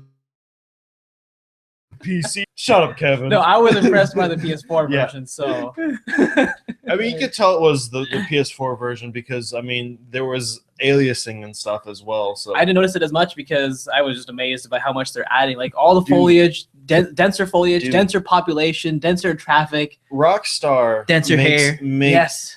Like they are the epitome. Like if I were to join, if I could choose one developer to join, it would be Rockstar because the amount of quality they put into it. I hear that it's not a good place to work. That you're gonna be working 80 hours a week. You're never gonna see your family. I mean, that's how most AAA studios are. No, not Yeah. all of them. Not all of them. Well, There are certain studios that are more family oriented and yeah, and have their workers work 40 hours a week and let their their employees see their families. Anyway, I was getting to the point that just wait till you see Witcher 3. they put a lot of effort into their work. Speaking of Witcher 3, let's move on to Destiny. Wait a second. Well, speaking of bad studios, let's talk about Bungie. They're not a terrible studio. No. They're I just- hear don't know. very They bad didn't make things a about. very good- I hear bad things about Bungie from developers themselves. Really? Yes. They've done a good job with the Halo games.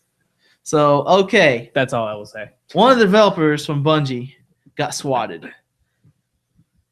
Yep. This is something that People need to. I don't understand. Like, what goes through someone's mind? It's like, huh, I'm gonna just call the cops on him and then ruin his life. Basically, this They didn't bring dude, it to Wii U. this guy is at home sleeping, minding his business, in bed.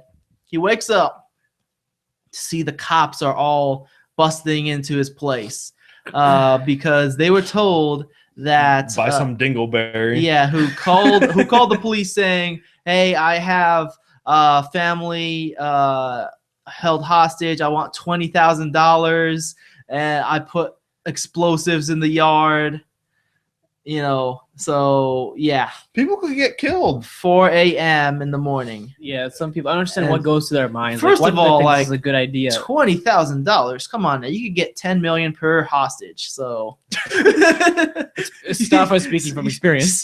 Selling yourself short there, son. Can't corner the Dorner. What? Christopher Dorner. Who? That guy that went on the LAPD. Oh yeah. LL Cool J. I got, and then they'll just like light the place on fire. So yeah. Well, one thing that bothers me about this is that they say that if they find the caller, the punishment they're going to give them is up to 1 year in jail and like a $5,000 fine. Like, I think that's not nearly punishment enough for this. They need to crack down. Like, and a lot of the times they don't even try to find them. yeah, it sounds like if caught, the caller faces a year in jail and $5,000. So it's like, wait, so are you not gonna try to catch this person? It'll probably just be like one of those things that they keep on the side and be like, oh yeah, remember that file case from like 3-4 years ago? We might have they're not gonna. No, they don't know. It's like, nah, don't worry about it. Yeah, I just think they don't want to waste their time with that. They need to be more proactive, and that punishment needs to be at least 3 times that much. Like 3. At That's least. like at least, yeah. That's You like can get 3 at years. least $10 million per hostage. So How much does it cost to send out a SWAT team? That's a lot of money. That it needs to be it should be that at times least that much government. times 3. Yeah.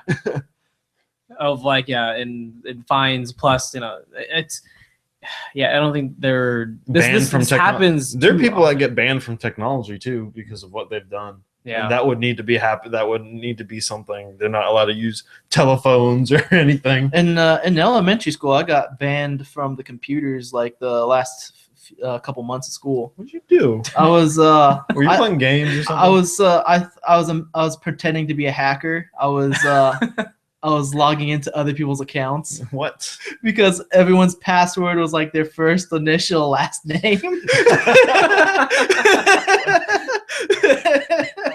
Hackers. I was like, I'm such a hacker, and I was leaving stuff in people's accounts. Such a terrible person. So yeah, Then again, I ended up. They took away my in fact, they took away my computer privileges again in high school too. But that was different reasons. Yep. That was me being a dummy in Yep. real life. Kids, don't be a dummy. Listen to your parents. They tell you not to do things for a reason. Yep. So speaking of The Witcher, Yes. Speaking of Destiny, Witcher Speaking 3. of great companies, So- CD Projekt is definitely my favorite company of all time. yeah, they said that The Witcher 3 Wild Hunt will include 16 free DLC packs. The first one being released a day after the game is released, which It is a hat pack.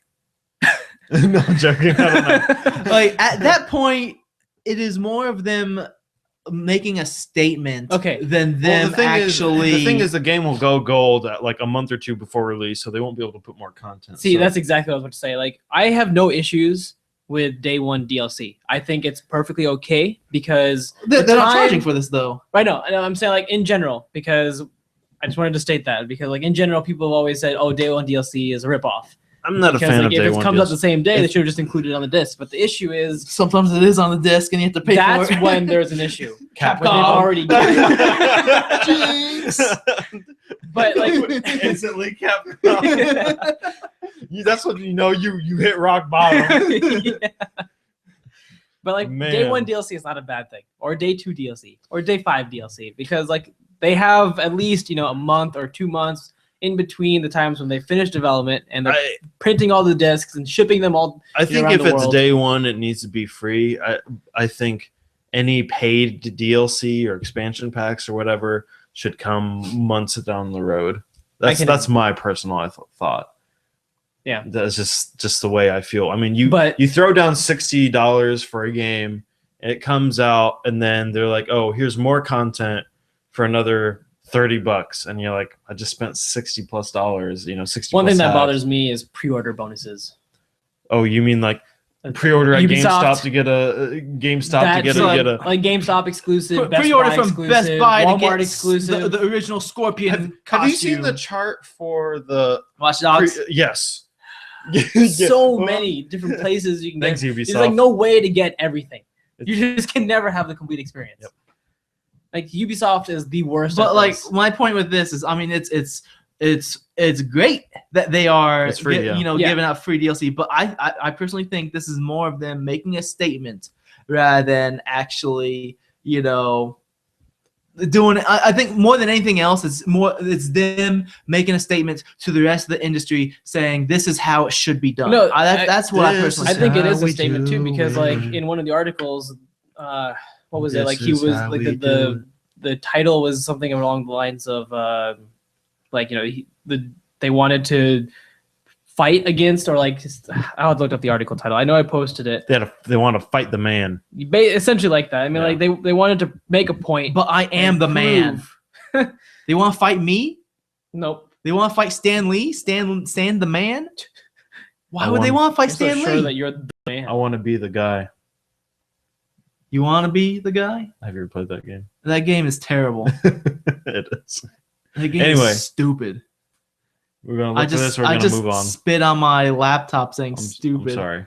Are we gonna move on? Yeah, We're gonna, okay. The dev wants to attack predatory DLC. So like they have a specific purpose for this. Like I Is agree this that Chris Hansen? Why don't you have a seat over here? Predatory DLC. Ubisoft comes in to catch a DLC. to catch a DLC. Look, are these chat logs from you that says you play? I want to come by November 15th, and I want to install myself on you. Why don't you have a seat Look, over here? these chat logs from Capcom Forever. oh man. But I think it's cool. I mean, hopefully I mean, like the content they're adding is going to be really large, similar to what they did with the Witcher 2. I mean, from what I understand, Witcher 2 they added like so many, so much expansion to it that basically they repackaged the game to Witcher 2 Enhanced Edition. Yeah. Even on the PC version, they call it Enhanced Edition now. The one thing they actually wanted to do free DLC on Witcher 2, but they had run into an issue with Xbox or Microsoft specifically because Microsoft wasn't letting anyone do free DLC for anything that's like over a specific price, over different size. Yeah, over size, like whatever. Because that's the same thing was like Unreal Tournament 3. Like PS3 version got a massive update and included mods and everything, and then the 360 Valve version somehow got their updates for Pearl 2 onto 360 for free. Oh, like my only assumption is they probably were like, okay, that's fine if you don't want this DLC on your system. It's gonna be on PS3 though. We'll call it exclusive DLC on when it comes out on the PS3 for free.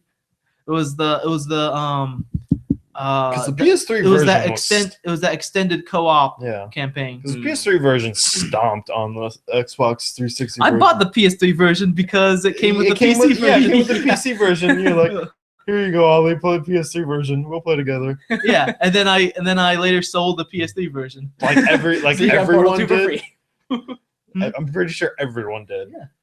Yeah. And it wasn't free because I didn't make back 100% of. Well, I got huge sale discount. discounted. Let's move on. I mean, that's This really next one cool was with also CD pretty Projekt good. Red. New game got announced today, Woot as of this woot. recording, by Blizzard called Overwatch. And it looks which- amazing. Yeah, let's as this is let's play this video.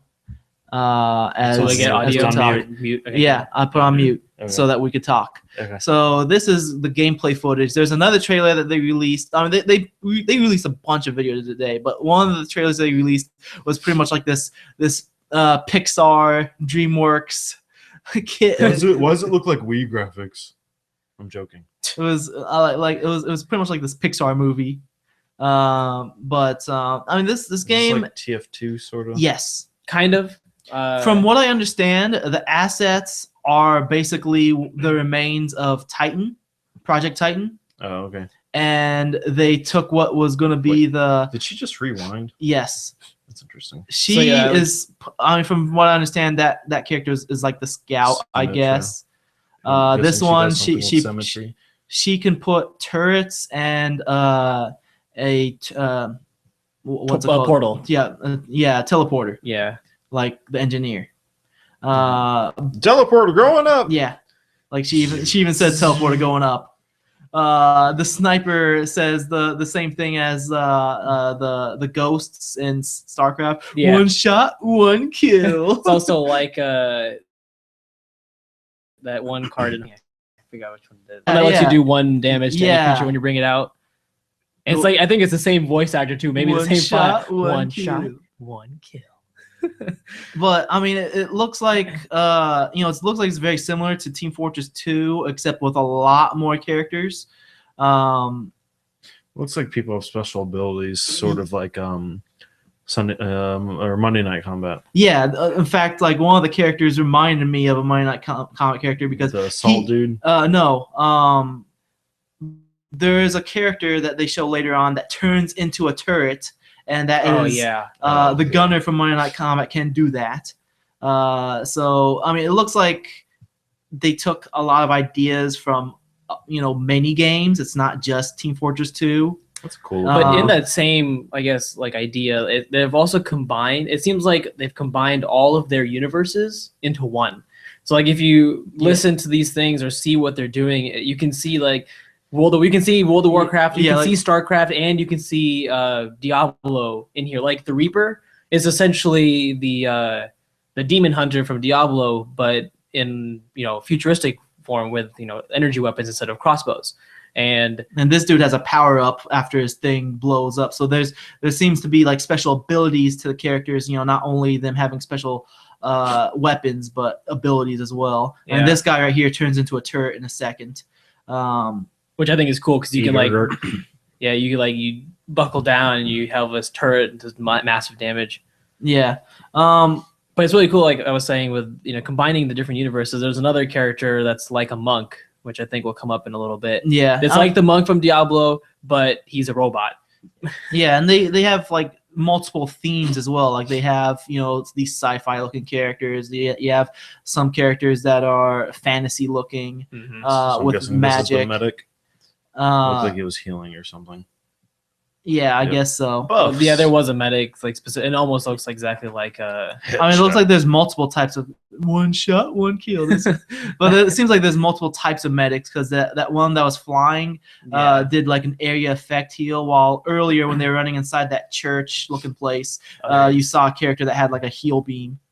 I think the monk looks so cool, even though it's not. Yeah. So they did not say anything about the pricing of this game, like if it's going to be a full price game or if it's going to be a free to play game. It's gonna be $60 with $15 a month payments. Personally, I really hope this is not a free to play game that takes forever to unlock everything. It's like, oh, you have one free character. I honestly, I don't like free to play at all. I've tried Freemium. I've tried to play or try to keep an open mind about them, and I've There are tried some a lot games of that do a them. very good job.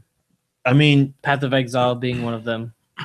TF2 worked, but that started off as a full price. Yeah, game. it started off as a full price game, and you have all the like base functionality from the start. So you have like a Kill bunch of streak. stuff to use, but like I've just played a lot at this point, you know, and I just, if this is free to play, I mean, I'll give it a shot, but I probably won't. I won't stick to it. If this is free to play and I get the impression that I need to grind, I might not stick with it. But like if it's a game in which, you know, like all the basic functionality is available right off the bat, and I can choose any character and, you know, have fun with it, then I mean, this looks really cool. I think it looks really fun. And I mentioned earlier how I like how these, you know, larger budget shooters are now finally adopting jetpacks and better mobility, and that's something you see in this game with like the jetpacks, the flying, the grappling hooks, teleporting. I'd be okay with this if it was free to play, if they followed the same kind of algorithms that, or formulas that you know, Path of Exile, League of Legends do, where all the things you buy are just cosmetic things or convenience items for like storage. I don't see that happening though. I could see that very easily happening. I don't know. Because I mean, it's like I said, you know, Path of Exile is a fantastic game. It's actually probably my favorite action RPG, and it's a free to play game. Mm-hmm. And you know, like only things you can buy are cosmetic items. Yeah. You can't buy anything that makes you more powerful than others that other people will have to like grind for. You know, same thing with the League of Legends. You can only buy skins for your, or you know, other cosmetic items. So I mean, like if they do that, like I would be perfectly okay with that, and I think that'd be. I have some faith with Blizzard, because Blizzard is a very large corporation.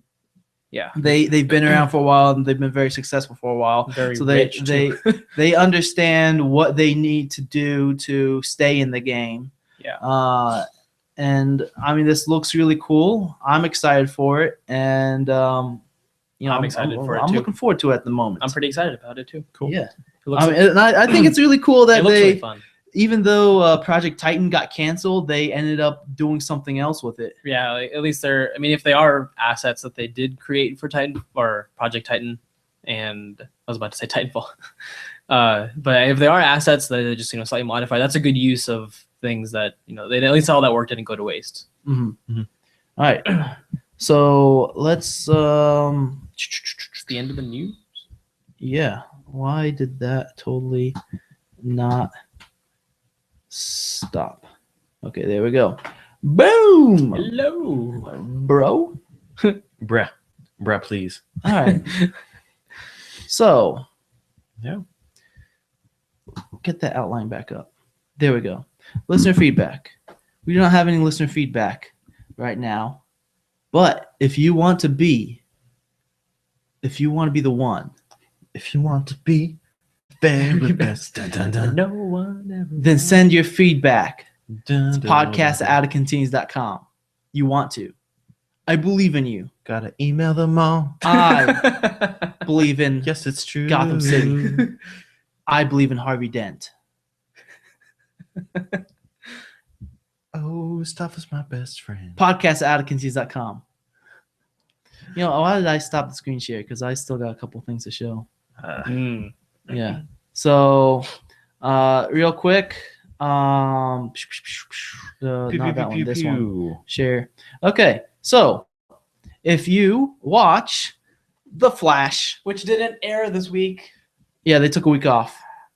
I was like refreshing the CW page every day. I was like, why is it not here yet? Why is it not here yet? And then I saw they posted on the Facebook page. I didn't see that. They said they're taking the this week it was only gonna be Arrow, and then the week of Thanksgiving it's gonna be only Flash. Yeah. So like they take turns Yeah. on their off weeks. But if you watch The Flash, which is an excellent show, I mean, like I recommend it. Especially with this last episode, both Eric and I gave it a 5 out of 5 stars. Very good episode. I mean, Gone good Rogue, show. that one. Good show overall. They introduced Captain Cold. It was really cool. I liked it. Yep.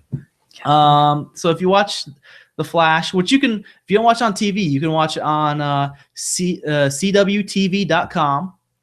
and click on episodes and click on The Flash. It's on Hulu as well. It's on Hulu as well. You might want to do it sooner rather than later if you have not watched any of them, because Episode 1's going soon. once episode 6 comes out, then episode 1 will be gone. Yep. Only the last 5 episodes. Yeah. Show. So if you watch The Flash or if you watch Arrow, which has been going on for a while, they have both the first 2 seasons on Netflix, and the 3rd season's on CWTV.com. Mhm. And same deal, only the latest 5 episodes. If you watch either of those shows, go to outofcontinuous.com/TV podcasts, where you will find the Out of Capes podcast, in which me and my friend Eric talk about what we thought about each week's episodes of The Flash and Arrow, because we like those shows. They're decent shows. Arrow's decent. Flash is amazing. Now, I'm not saying that because I'm like a fanboy of the Flash. I honestly did not really care that much about that character, but the show's actually pretty good. I like it. So if you go to outofcontinuous.com, like this, outofcontinuous.com, and on the right side, you'll see a little link that says TV podcast. It has a little TV icon next to it. Click on that. It'll take you to the TV podcast, the Out of Capes podcast website. Yeah, buddy. So yeah, Cool. that's something for those of you who are into those shows. Cool. Or if you have Steam, I have a curator page. The link will be at outofcontinuous.com. Same area. It's going to be on the right side. If you click on the curator link, it'll take you to the Out of Continues curator. I have 6 followers right now. You can click follow, and you can see what games I recommend. And I try to recommend pretty awesome looking games. I mean, awesome, not awesome looking, but games that are awesome. I mean, as you can see, do you see any bad games on this list? No? Is Mass Effect on there? No. I'm going to slap you. So anyways, Wrecked. we're back. All right. So other than that, I want to give a shout out to Nathan Becker, also known as Ectogemia, ECTOGEMIA. You can find him on Facebook.com/Ectogemia, SoundCloud.com/Ectogemia. He did the intro song. He also did the outro song. The outro song is going to be, you're going to hear it in a few seconds. It's going to be a song that is from the Beware the Bully soundtrack, which is my senior project. Had some amazing music made by Ectogemia. So if you enjoy that, check out his Facebook or SoundCloud. And you only hear the music if you're listening to the MP3 that is from the iTunes or outofcontinuous.com. If you're watching this on YouTube, sorry, no music for you. Apologies, but you get video instead. You get to see my beautiful face. So pretty. Do you guys have anything else to plug? Actually, I have a couple shout outs. All right. Adam, wasn't it his birthday? Yeah, it was Adam's birthday. Yeah, shout out to our community manager. Yeah, happy birthday, Adam. Well, it's belated. Belated birthday. Happy But birthday, still- Demetrius. I don't know when his birthday is. His birthday's the day before Adam. Oh, okay. Happy birthday, Demetrius. And also shout out to Craig, one of my buddies. Craigslist. No, not Craigslist. Craig, he's one of my buddies at work. He really enjoyed your excitement about Shadow of Mordor. Awesome. He wanted to buy the PS3 version because he can't quite get the PS4 version yet, or the PS4 yet, and he was just like, man, hearing your brother talk about Shadow of Mordor, I really want the PS4 version now. Well, So- I'm glad you enjoyed the show, Craig, but I still stand by. You should check out the current gen version of the game and not the last gen version. Yeah, I think he's the holding off. Nemesis system is amazing. Yep. It is really fun, and I think it makes it an awesome experience. You'll definitely have fun with it. Yeah, it's definitely like the main feature of the game. I would say. Yeah. And missing that out would be missing most of what makes the game great. Yeah. What? Man swine! I'll get you for what you've done to me. Wait. So man swine. That means it's a man pig. Yeah, Man, bear pig. they call you man swine. They also can call you man filth. What would the Uruk be then? Elf filth. Sure. Elf swine. It's an awesome game. Yep. Awesome game. It is indeed. Cool. I avenged Stuffa's death a little while ago. Yeah. I did. Thanks, Kevin. Yeah, no problem. I I appreciate got it. your back. I appreciate it. You're reliable. That's what I like about you. Any other shout outs? Nope. All right. If you enjoy what you've been hearing, support us by liking us on Facebook, following us on Twitter, leave an iTunes review, or you can contact by email. That is podcast@outofcontinues.com. All these can be found on the website, www.outofcontinues.com. Also, subscribe to the YouTube channel if that's your thing. That's youtube.com/outofcontinues, where you can see us sitting in a room alone, just talking to each other with these colorful mics. Quite an empty room. Hot room. It's very hot. Blue. Blue. Green. Blue. Orange. We're testing our mics. You can also give me a tweet. I am at Sayed Stafa. That's at SAYEDSTAFA. You can tweet at me because I don't care. That's I'll be like, yo, what's up? This last episode of Korra was not so great, but it's all right. That's what I'm like. You could tweet at me at PHOSPHOR112. That is Phosphor 112. I'm quite active on Twitter now, so feel free to add me, whatever, tweet at me, anything. Yep. And I am at KSTREHAN. That's at KSTrehan. And I'm also incredibly active on Twitter. So if you tweet at me or anything, I'll definitely reply. Yeah, and if you tweet at TheGreatkHali, you probably won't get a reply from either of these two, Because that Twitter handle does not exist. Imagine a character of like half of me and half of him, and we're trying to type, but I type like I'm thinking of typing stuff with the left hand, and he's typing stuff with the right hand. So I'm like trying to say thanks for all thanks for all the input, guys, and Kevin's like saying thanks, beta testers. PC Master Race. for all the beta testing. It would be something like this. Control plus sign that. That looks terrifying. Zombie giant. Yep. Hey, at least we're 5'5", man. with, That's pretty. yeah. That's impressive. Yeah. 3 jaws. What would you do with the 2 lower jaws? So we eat. You Other ones for talking and bite, biting. Yeah. bite the upper jaws. Maybe I should share that for just 1 second. Get some wicked Just- burps going with that too. Okay. There you go. All right, to viewers, you see it. Happy? Yep. Just so you're in on the joke. Okay. All right. Yep. Wrapping things up, I'd like to thank my guest hosts, Kevin. Thank you. Trey. Very reliable person. This is why I have you on the show a lot. Trey. I appreciate that about you. No problem. Some people would be like, yeah, sure, let's do a podcast, and then like a day or two beforehand, they'll be like, oh, things happened, and I'll be like, what the heck? That's not Come me. on now. So I appreciate that, Yeah, no problem. about you. Very reliable person. Ali, I'm sorry, I'm not as reliable. thank you. But I tell you when I'm not gonna be able to do it. Thank you for being on the show again. You always, despite creating conflict. Conflict is fun Despite creating conflict, I enjoy your presence on the show, and thank you for allowing us to record at your home. though. You're welcome. Very, very kind of you. So, and with that said, I'm your host, Stafa. Peace out, everybody. Peace out.